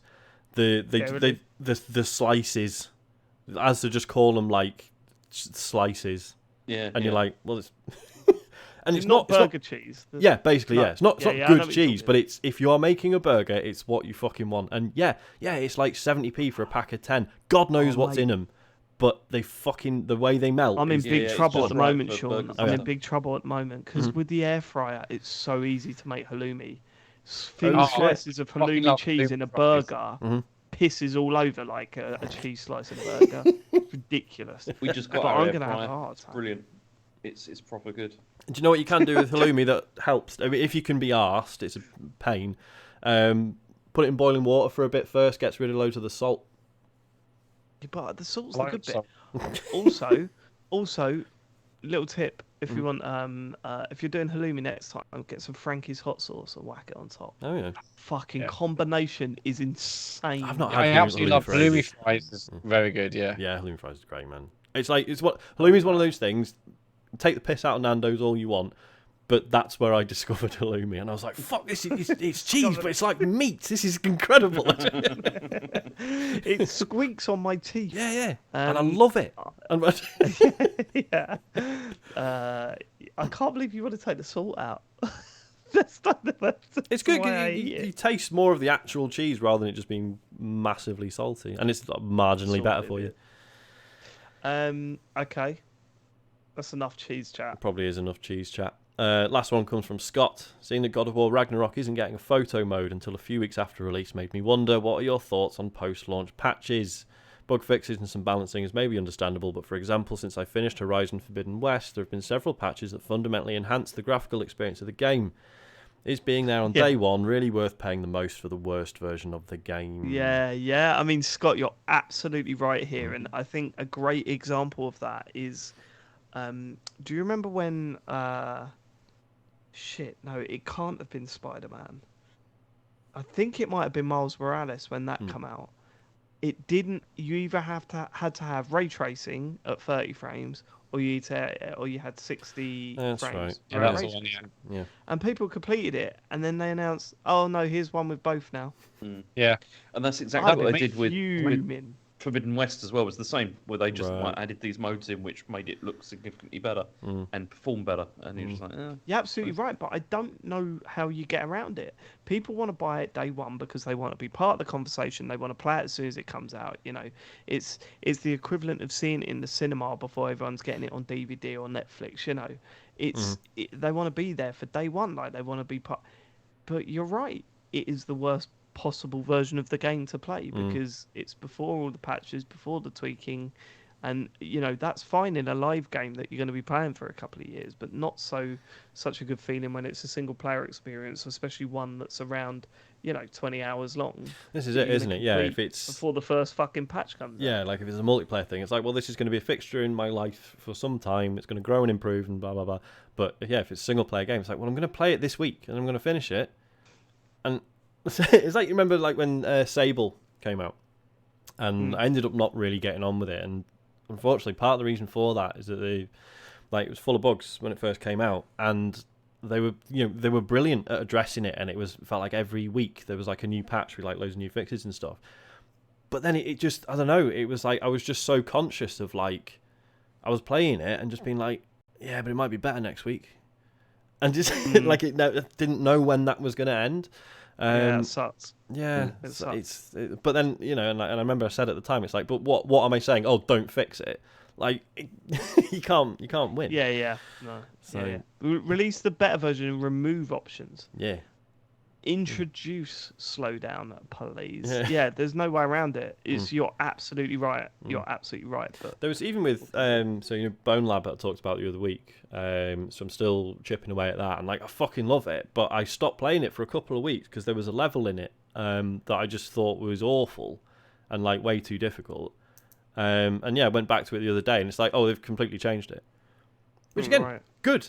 But also, how many people tapped out and never went back? Well, this is my problem. This is what I had with Cyberpunk. I was waiting for Cyberpunk to get good. It got good, and I couldn't be bothered to play it because it felt like old news, baby. And I'd moved on. Right. I mean, it's obviously they've taken these things out to ensure it hits a date. So I'll take no photo mode if it means getting to play that game earlier. But a game like Ragnarok, you want that photo mode in to take absolutely gorgeous screenshots. I mean, Dude, as I'm it is, kind we'll of glad have to it's make not do. the amount. Like, I mean, even with the last God of War game, the amount of times I was just like, let's go look again. And it was I like, find it Dave, really just distracting. forget that it's there. Just forget that it's there. Yeah. You're rubbish with it anyway. I love that. I go into the photo mode, I move the sliders about, I go, it just don't look much. I don't, what I'm doing that's doesn't the look thing. good. It's like I'm not very good at this. It's like other people will put these things out and they look amazing. And it's You just go like, onto the roll muck thread, and Yeah. you're just like, I don't even know how this is possible. yeah. So we'll have to make do with a standard one up to then. But yeah, I mean, the best version is the one you can wait months down the line. But I'm not doing that. That's right. No way, baby. That's it. That's it for questions. Matt, you got any socials to talk about? Yeah, so no See a Friend stream on Thursday, but on Friday, James will be streaming something. James, in what you've been playing, you didn't mention Madison, which is the game that science have said is the scariest game of all time. It's Thoughts? really not. It was rubbish. But yeah. You can watch it on YouTube if you want to see how rough the VOD for that is now available. But yeah, James will be streaming something Friday at 9. Go to twitch.tv/TCGSco or just search for TCGS on the app. If you watch it and you've got Amazon Prime, you can connect your Twitch account with your Amazon account and you get something called Twitch Prime Gaming. And they give you one free sub to give to any channel you want. And why not give it to us? go to our channel. And we really appreciate everyone who does that. We're on Patreon, patreon.com/, sorry, got a dry throat. Patreon.com/TCGS. Getting emotional. But yeah, exclusive podcast. I've just remembered that. We got Sorry. what? No, sorry. I'm just reacting to something in the chat, which I know we're not supposed to do. No, go on. But I've just remembered. I've got a copy of Inscription actually. Have you? Yeah. Oh, that'd be good. On PlayStation. That'd be a I good should, stream. You should do it. Yeah, maybe. Do it. Yeah, so patreon.com/TCGS for our exclusive monthly podcast. The GTA heist is now available to watch. But also on YouTube, actually, the round 4, the final round of the TCGS Tournoi is now available for everyone to watch on YouTube. We all play PokeStars VR. It was really a good one. It was a good old stream. Go over there, watch it, find out what happened in the final round of the 2022 Tournoi. And the website is tcgs.co for everything else. We will catch you next week for more video game chit chat. I look forward to seeing you there in the future. Goodbye. Bye. Thanks for living it. Sorry, but yeah. Bye. Bye-bye. Bye.